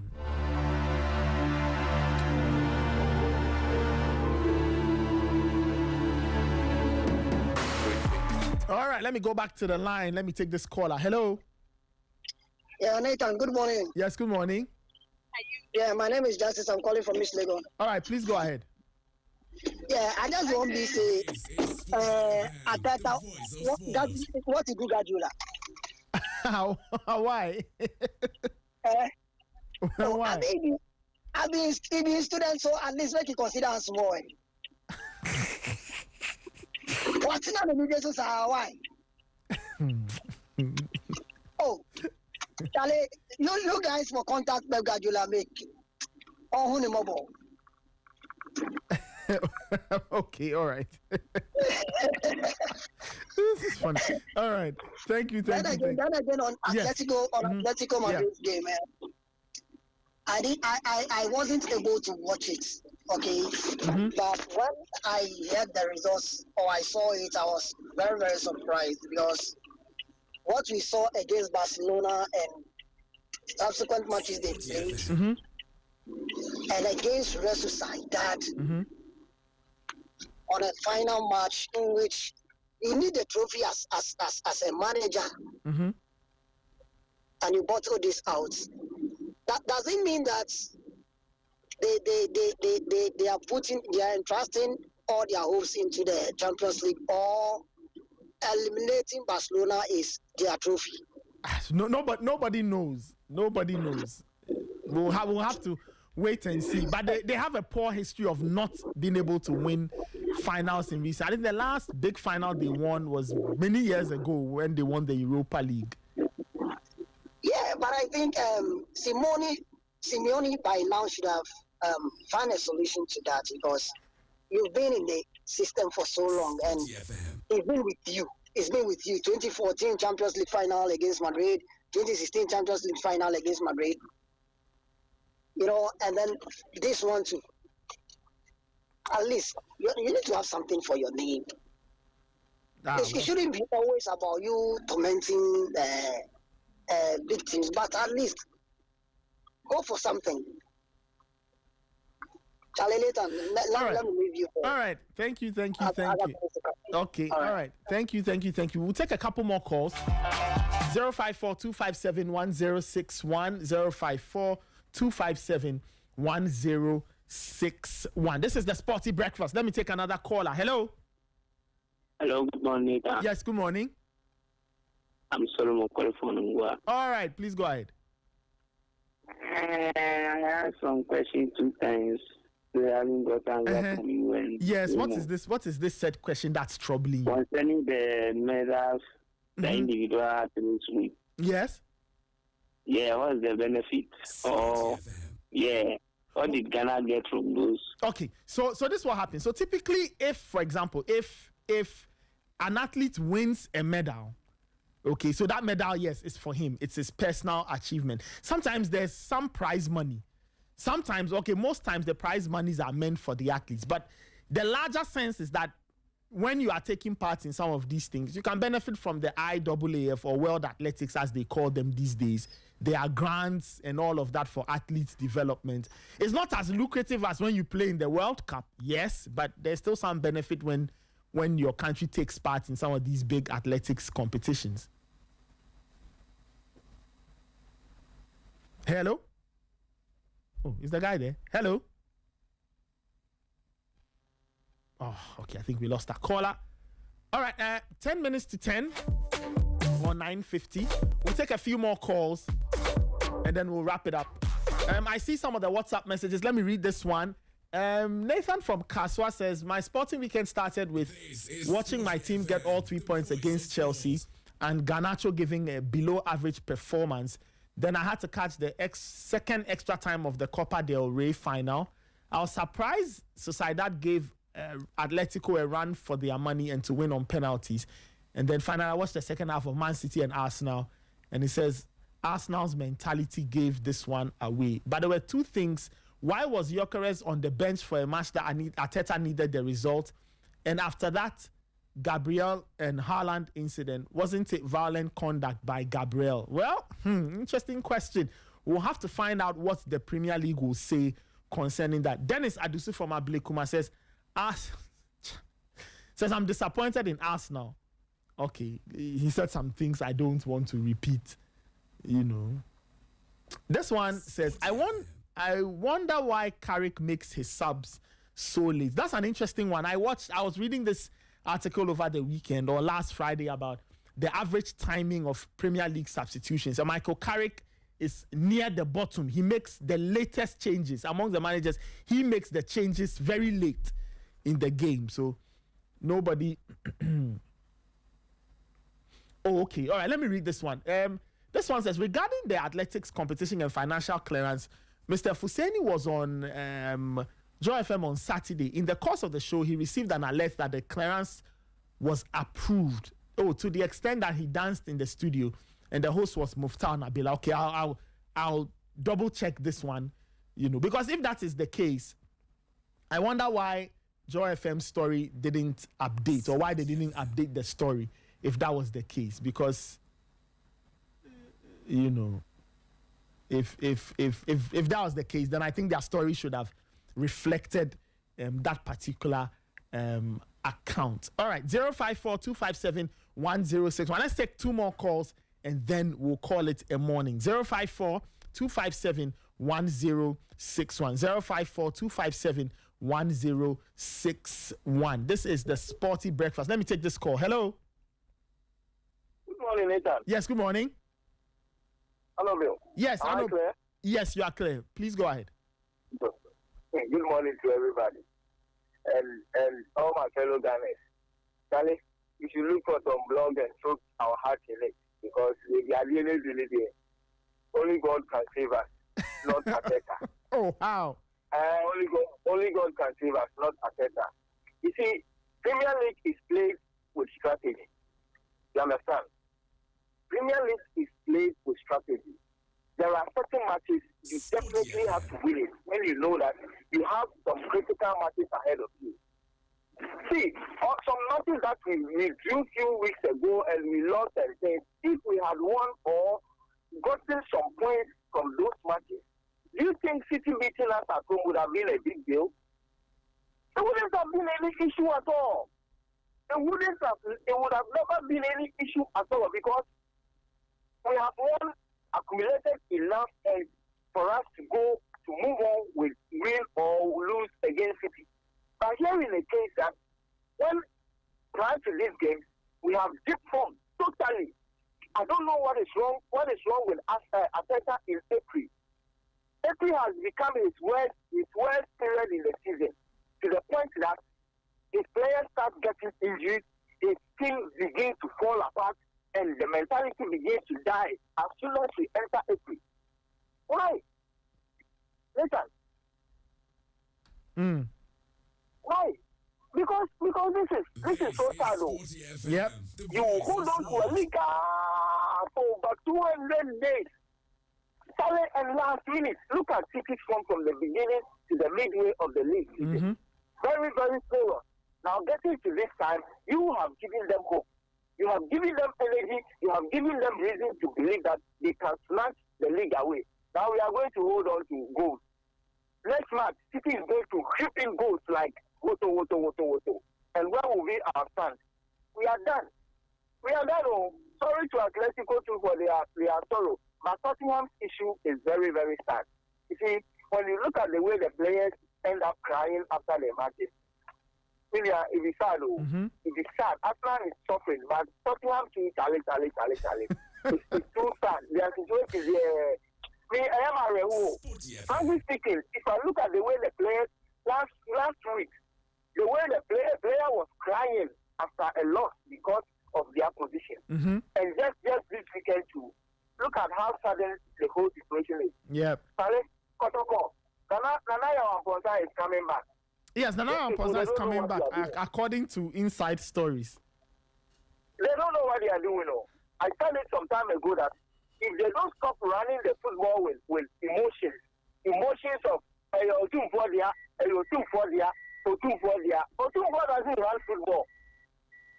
You understand? And Asante Kotoko, those kind of utterances, it's never going to help the team.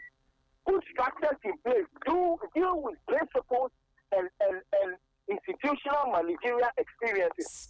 Not the Asante Kotoko and those things. The team will go down like this. Good morning to Otumfuo. I wish you guys don't come and troll us too much. We beg you. Okay. Thank you. All right. Thank you so much. 9:57. I think we'll wrap it up here. Thank you so much for joining us. I think we have. Okay, let me take this caller and then we'll call it a show. Hello. Hello. Yes. My name is called Gabriel. All right. Calling from Achimota. All right. Please go ahead. So after disappointed me so much. After I felt my emotions. After it is very me so. After no be Timo. Oh. So for truth. Oh, you are going truthless. But the season hasn't ended. Oh. And there's still the Champions League to play for. So what is this? You can't use mathematics to win trophy. You can't use them. You can't use who to win trophy.